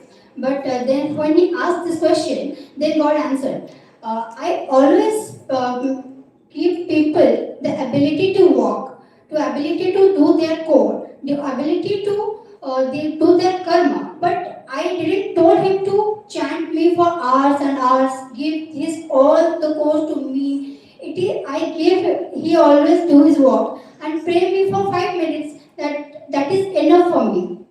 And Naraji understood that always chanting Bhagwan is not only the way to love God. It is our karma that is made our God to love us. The event of Narayan Darshan, the spiritual experience of Sri Aurobindo in 1908 Alipur jail, where he started realizing, or it's said that he views Narayan in his dreams, or in some references, I also read that he even sees her from his own eyes Narayan. So he starts seeing everything everywhere, the Darshan, Narayan Darshan, which he, from this Narayan Darshan, the concept of integral yoga emerged, where we see the awareness of our karma, nishkam karma, concept of karma, you are doing your work with that particular devotion, and at the same time you are surrendering yourself to the God.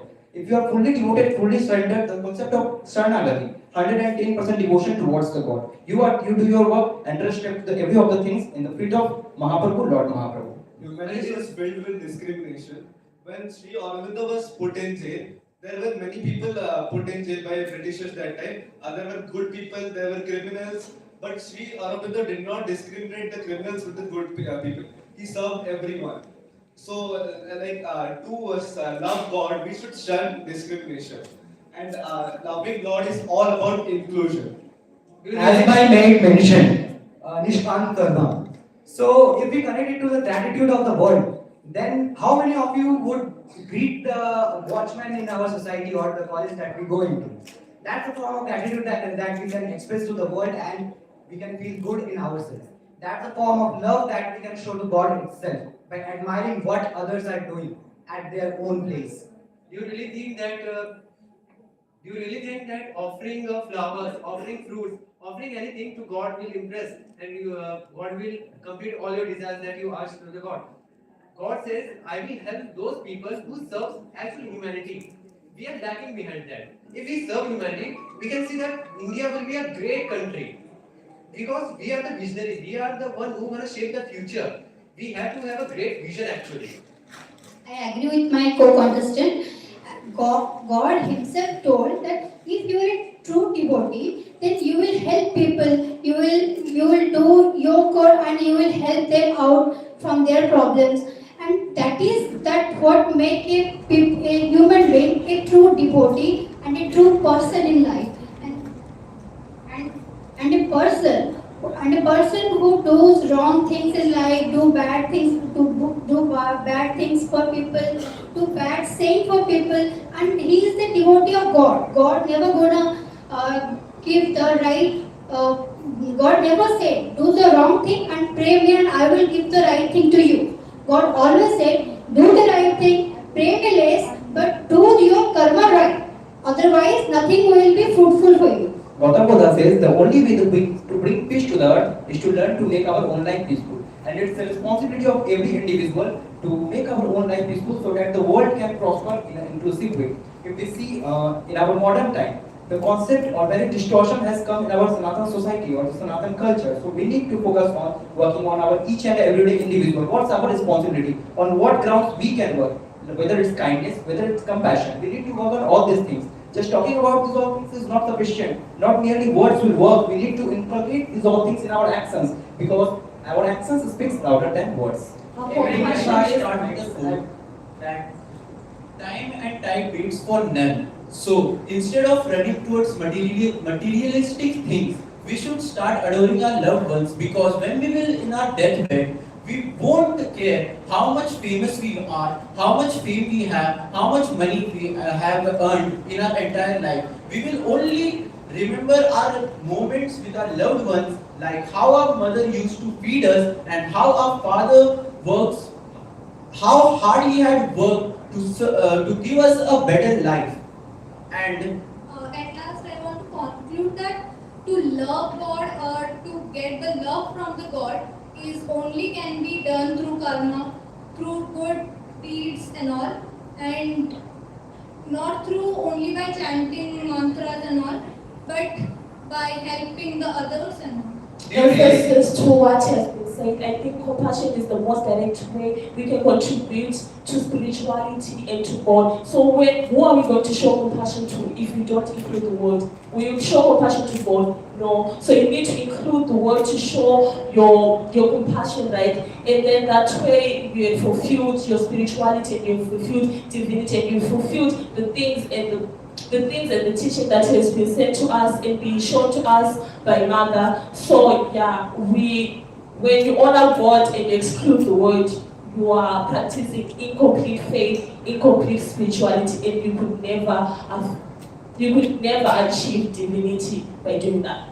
I would like to conquer number 8. I would like to conquer number 8. He just said that we just stop using our mantras, etc. So I would like to take the middle path. Either just not doing any kind of thing, spiritual thing, or just using this kindness is not of any use. So we need to take both the things. We need to inculcate that mantras, and the value of that mantras will must also inculcate it in our personality. What if the only Sanatan society, in our Sanatan society, we are the only ones who have forgotten our Vedas, Upanishads, Aranyakas, Brahmanas, everything. What we know, how many of us here have read Vedas? There are 4 Vedas, we all know, but how many of us have read it? Any person in this whole conference hall have ever read it? So we need to inculcate all these things along with kindness, compassion. In a nutshell, we need in conclusion, I would like to say that if you want to connect with God, you don't need any medium. Like you don't need any monks or any another people who serves God. You only need yourself. Like as we know, God is inside us. So it should be you should be internally pure, and you can connect to God directly. In a nutshell, one question. Do we really serve humanity?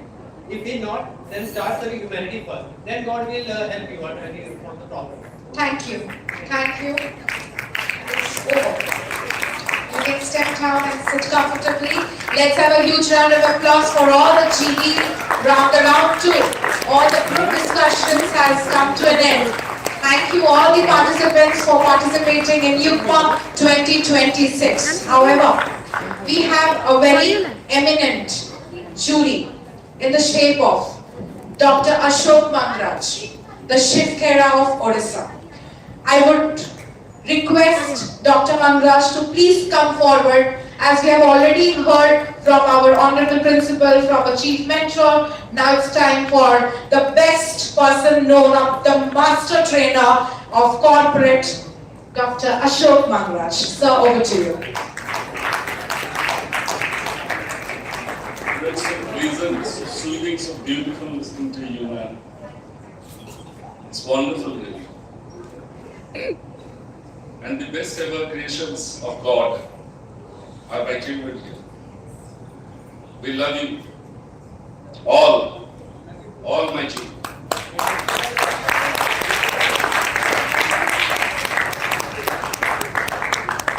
We trust you. We believe you. That's why we nurture you. बस तुम ही हो जिसमें हमें सारा जहां दिखता है. बस तुम ही हो जिसमें हमको भगवान दिखता है. ताकि हमें भी मोह टेस्ट करतो ते टेस्ट अच्छा ओके हेलो सर जी मेरा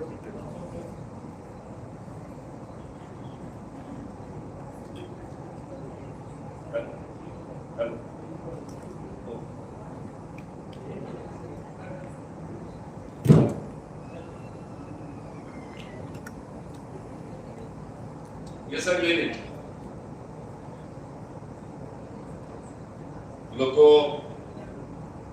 पथर देहरे भगवान देखुं मंदिर उठे खोजुं भगवान को दर्शन कर भगवान तो छोट पिला भीतर अच्छे छोट छोट पिला स्वयं भगवान the more innocent you are, the more plain, the more humble you are godly. Learn to appreciate whatever you see around. God needs pride. भगवान को भी लांछ दरकार आमे लांछ माने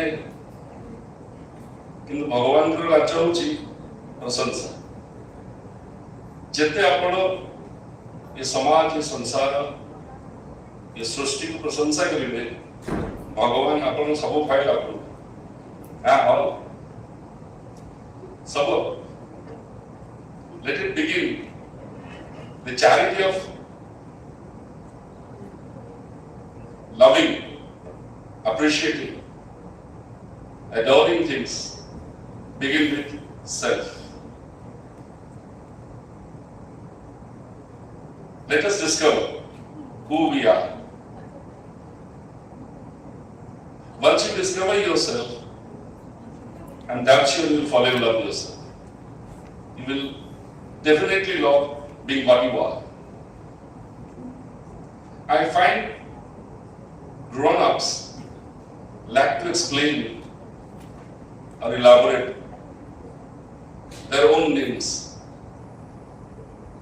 तुम ना कौन सुने ना माने सर माने किसी ने क्या खूब कहा है चाहे लाख मेले हो चाहे 1000 महफिल हो इंसान जब तक खुद से ना मिला तब तक अकेला हो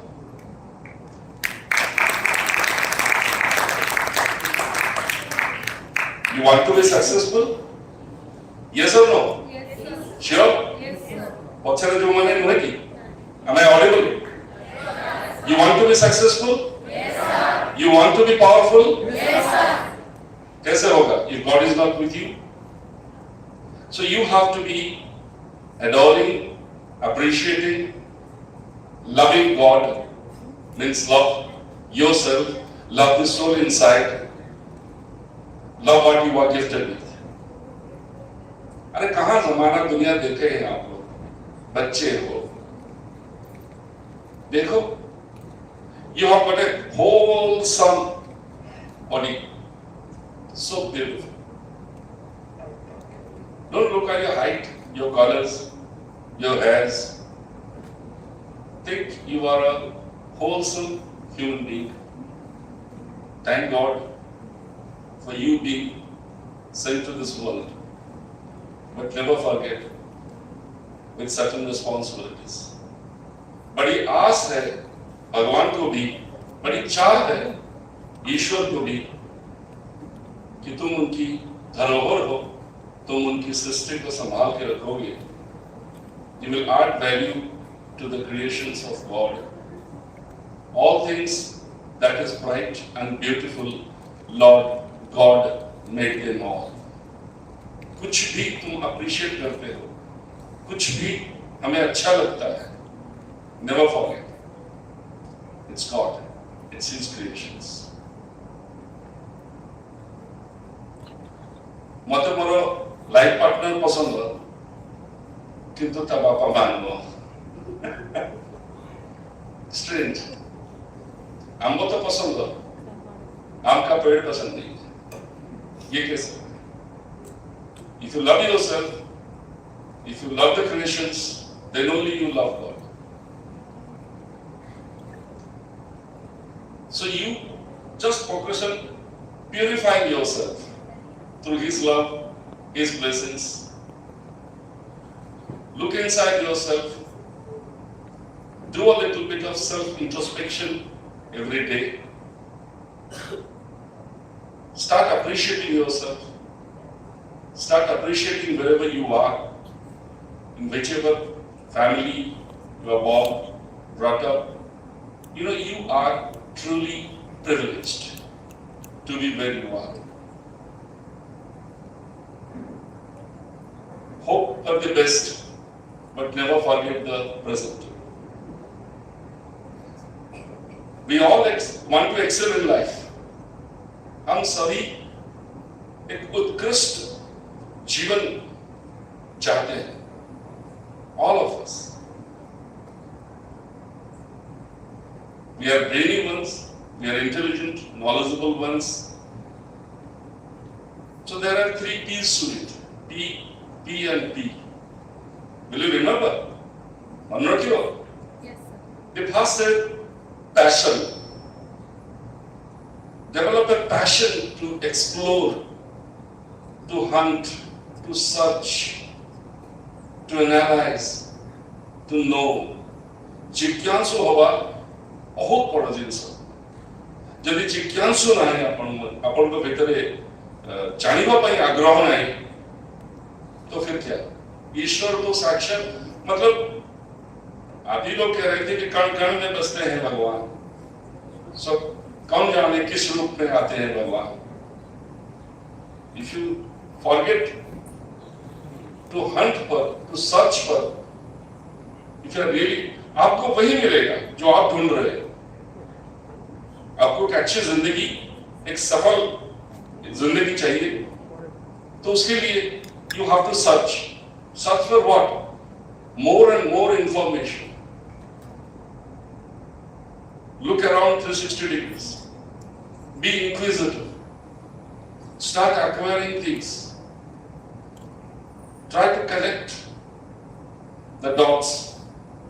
Why? If, then only you will be able to grow yourself. And the second P is definitely all of us, the entire universe today is focused on performance. You have to prove yourself as you grow up. Class 5 रो पिला जाए, class 10 रो पिला सेया no, plus 2 पिला सेया no, professional course pass करके गला बोले भी पिला. You know, you are growing, you are getting matured enough in your thoughts, in your experience, in your skills. So you need to realize, you need to acknowledge, you need to concretize all those things. It's not you pick one and lose the one you have already got into your credit. Kodra भलिया कोड़ी में जो कोड़ी चीज़ थी कि मारू चीज़ थी, तो क्या? These are all precious things. Whatever you come across, मुझे एक चीज बता दो बेटा, जिसके साथ में संबंध ना हो. Think of, dream of, look around. मुझे एक पत्ता, एक पत्थर, एक कुछ भी लिविंग, नॉन लिविंग, कुछ एक चीज दिखा दो, जिसके साथ में संबंध ना हो. We don't relate. There's nothing. It is meaningless. It's worthless. हाँ? है कुछ? तो ये जमीन कुछ नहीं, वो आसमान कुछ नहीं, बस तुम्हारे और हमारे पीछे मोहब्बत है, वरना इस जहां में कुछ नहीं. सारी दुनिया खोजने निकले, सारे जहां ढूंढने निकले, खुद को भूल गए. सामने जो दिख रहा है उसको अप्रिशिएट नहीं कर रहे हो, उससे प्यार नहीं है, और किससे प्यार होगा?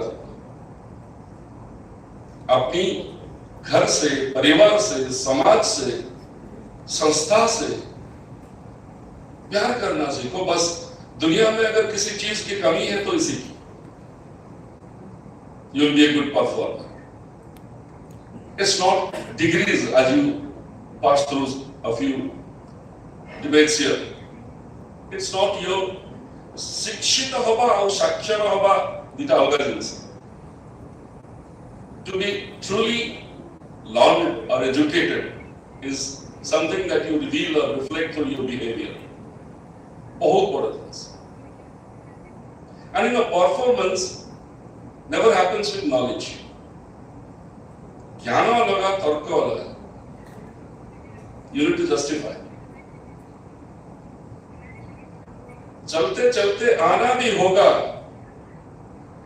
पांव छिल जाए परवाह नहीं, बट छिले तो उससे लहू भी निकलना होगा. दुनिया प्रमाण मांगता है. Do not despair. So that's not success, but you dream of.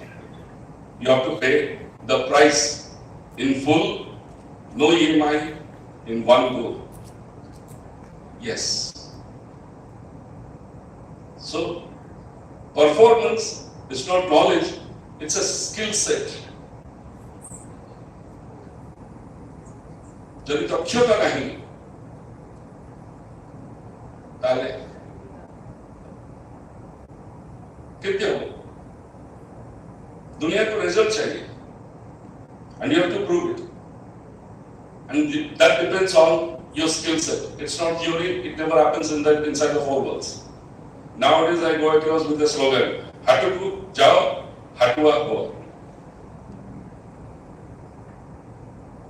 And the third P stands for professionalism. What do you mean by professionalism?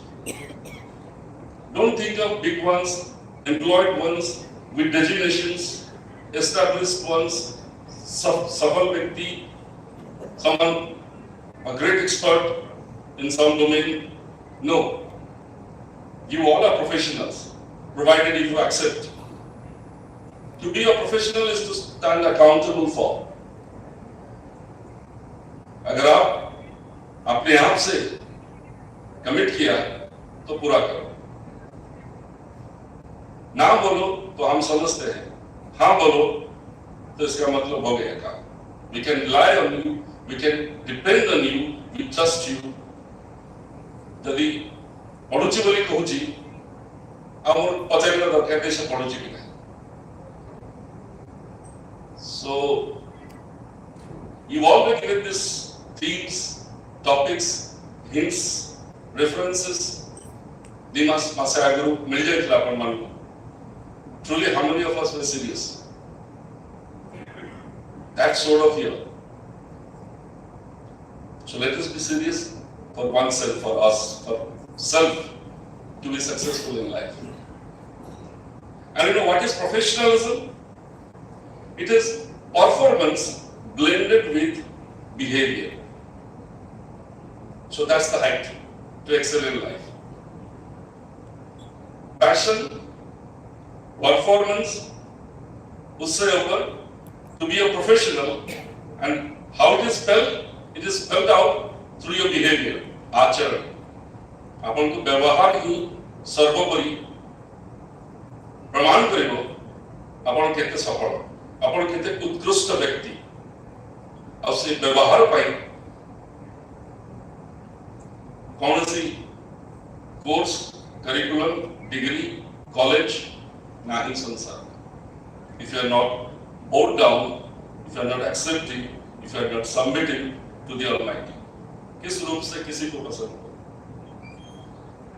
कोई अल्लाह कहता हो, कोई ईश्वर मानता है, कोई गुरु मानता हो, जिस रूप में आप मानते हैं, you have to be somebody. The divine presence saves you. Omnipresent, koti nahi, samjh. If you see him in your closed eyes, that's enough. That will save you properly. That is what going to save your behavior. You will be cautious, careful. Coming to the next point, बोल दूं मैं वो वाला बात, बच्चे समझेंगे तो पूछी लो, मुझे कोई जिन्ना से सारा चल गया. All my gurus here with all And left that.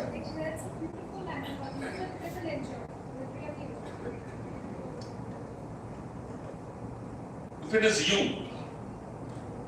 it is only you versus you. No one else, nothing else. ये जमाना तुम्ही से शुरू होकर तुम्ही पे खत्म होता है. लाइन वही शुरू होता है जहां that matters with all confidence. Krishna एक ही है, भगवान कृष्ण एक ही है, but the man is different for Radha, is different for Rukmani, and is different for Meera. But भगवान तो बस एक ही है. एक गीत गाने वाला कृष्ण जेनेसिस सर जो राधा का है, एक गीता गाने वाला कृष्ण जो रुक्मणी का है, और एक प्रीत जगाने वाला कृष्ण जो मीरा का है.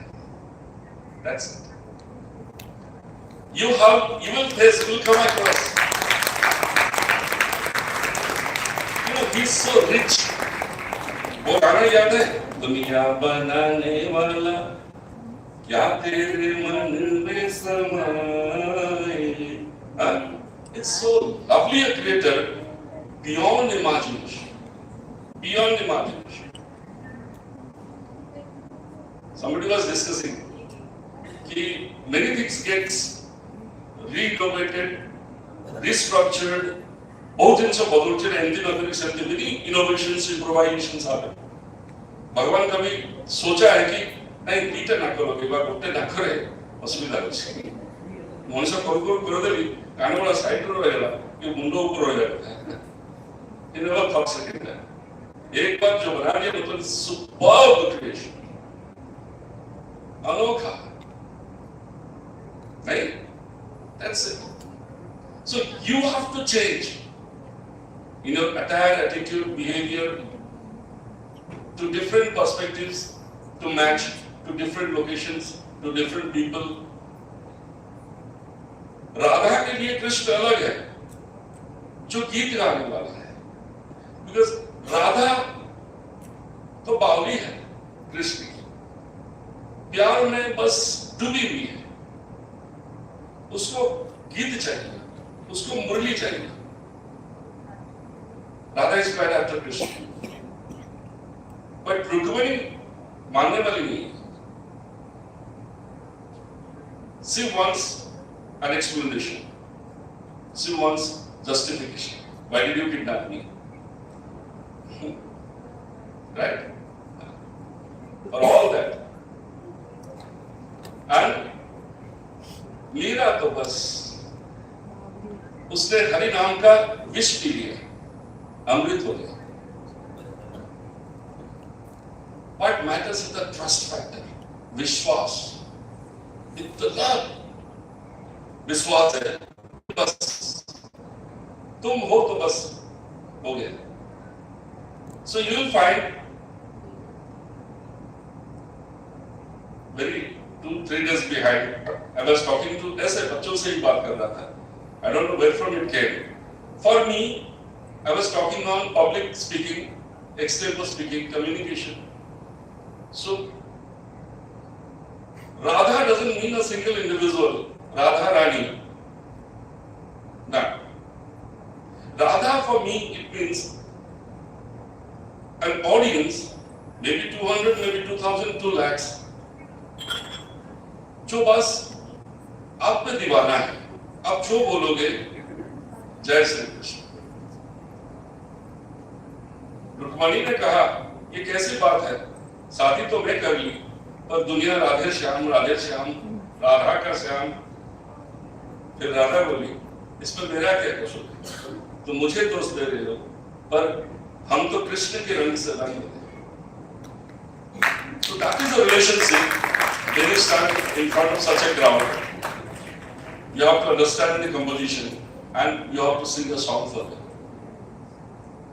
That's pure love. You love the audience and that reciprocates. You rule over them through your love only. ପ୍ରେମରେ ଜିତିଯିବା, ଭଲ ପାଇବାରେ ଜିତିଯିବା, ଚାहे 2000 ଚାहे 2 ଲକ୍ଷ ଲୋକ ହୁଅନ୍ତୁ। But the second Krishna or the second audience is Rukmani. It's a bit more high profile an audience who demands a justification, who needs an explanation, who needs to prove that logic behind it, and you have to talk with all your guidelines, norms, rules, regulations, instructions, Samvidhan, and the Supreme Court verdicts. Below that, they will not follow you. So be prepared when you meet such an audience. When you go in front of them to address, to win their hearts, you have to be absolutely proving them what it is worth of. And the third audience is another typical type of audience, जिसे मैं मीरा मानता हूं कि वो तो बस हरि नाम का देखा नहीं कभी, मीरा ने कृष्ण को कभी नहीं देखा, पर इतना प्रगाढ़ विश्वास है कि बस दुनिया में कुछ है तो बस वो है और कुछ नहीं। When the trust factor works, जितने विश्वास काम करेगा ना, आप कुछ भी बोलो लोग बोल देते हैं, आप कुछ भी कहो लोग कर देंगे, because they believe you. Safety, you need more commitment to self. You cannot deceive such people. You cannot think of speaking a machine with them. वो रिलेशन कुछ इतना पाक, इतना पवित्र होता है जो विश्वास पर टिकी है. Maybe your own organization, maybe a lot that depends on you. They love you, they appreciate you, and they follow madly whatever you speak. So be careful if you speak a word or an alphabet, because that's the sole responsibility of yours. You take care of them. जब लोग आप पे निर्भर करता है completely, trust you, believe you, you have to stand as a Krishna for Meera and be watchful. अगर वो विष पी रहा है तो उसको अमृत बनाना है without speaking a word.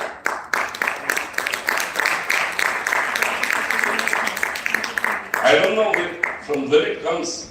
If you are truly submitted, if you pray, Ma Saraswati, tu kanthare bas, things happen, it comes. Mangesh sir पूछले, have you ever felt कि भगवान असंति साजियो करंती कुहंती, will come up? Of course. So this is a platform. This is an Hatke Asta Institute here where you are present. मुझे पता होती कि every soul that entered, that left his home to be here in this program today, event today, is a blessed one, is a divine soul. आज ये campus ଭିତରକୁ ମୁଁ ଜାଣିନି ଯଦି ଗୋଟେ ବାହାରର, don't take it otherwise, କୁକୁର ବି ପଶି ଆସିଥିବ ନା, being an animal, it's a divine soul. Because God prevails here. जब आप उसकी चर्चा करते हो, उसकी सराहना करते हो, ईश्वर से संबंध जुड़ने की कोशिश करते हो, बस we all are blessed. ये हवा जिससे आप सांस ले रहे हो, ये कॉर्पोरेट वासना पर वाला है. मंगेश सर बोलते हो ना, if you program it here, अब आपको कॉर्पोरेट वासना, because that's godly. उसका छोड़ के कहाँ चले हम? Am I supposed to end up? Yes, sir. Sir, your third P is just fourth and fifth P. All of these are over, and only I have to take another in that place. I am waiting for an indication. Ready? So, हमको भगवान के पाखरे कौन कहवा समर्पित होगा को पड़िबो जदि हमें भलो मनुष्य होगा. Right? So spiritualism is something, that is inevitable. That is inevitable. There can be nothing जब हम भगवान को जाने की मानने, then who are you? How do you exist? So भगवान तो है, It's not that very idol. It's not that very figure that you carry in your mind. It's everywhere. It's in everything. So let us pursue, let us search along with your academic domains. Add to that, you will be a true professional contributing immensely to the society. Vande Mataram.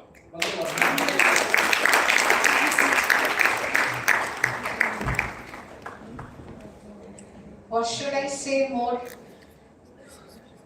Thank you, Dr. Ashok Mangraj, the expert jury member of Yugma 2026, for his beautiful address to everybody present over here. However, there are some announcements. The first announcement is we are through with stage 2 of Yugma 2026. Let's have a huge round of applause for that. All the results will be announced tomorrow.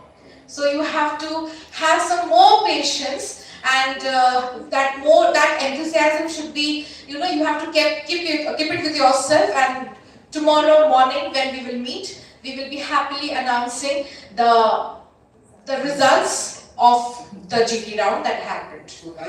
So yes, sir, as the coordinator has already stated, that tomorrow's reporting time will be sharp 9:30. So we would happily love you to have everybody sharply reporting at 9:30 at the registration desk. The desk will be purely ready at 9:30. And we have some snacks arrangement today at the lawn downstairs. So our volunteers will help the participants and everybody to have a small snacks. And this is the announcement for the closure of day 1 of Yugma 2026. And I request all the volunteers, 2-3 volunteers, please come up to the stage and escort the jury members to the guest room. Thank you, jury members, for constantly supporting us. Namaskar to everyone.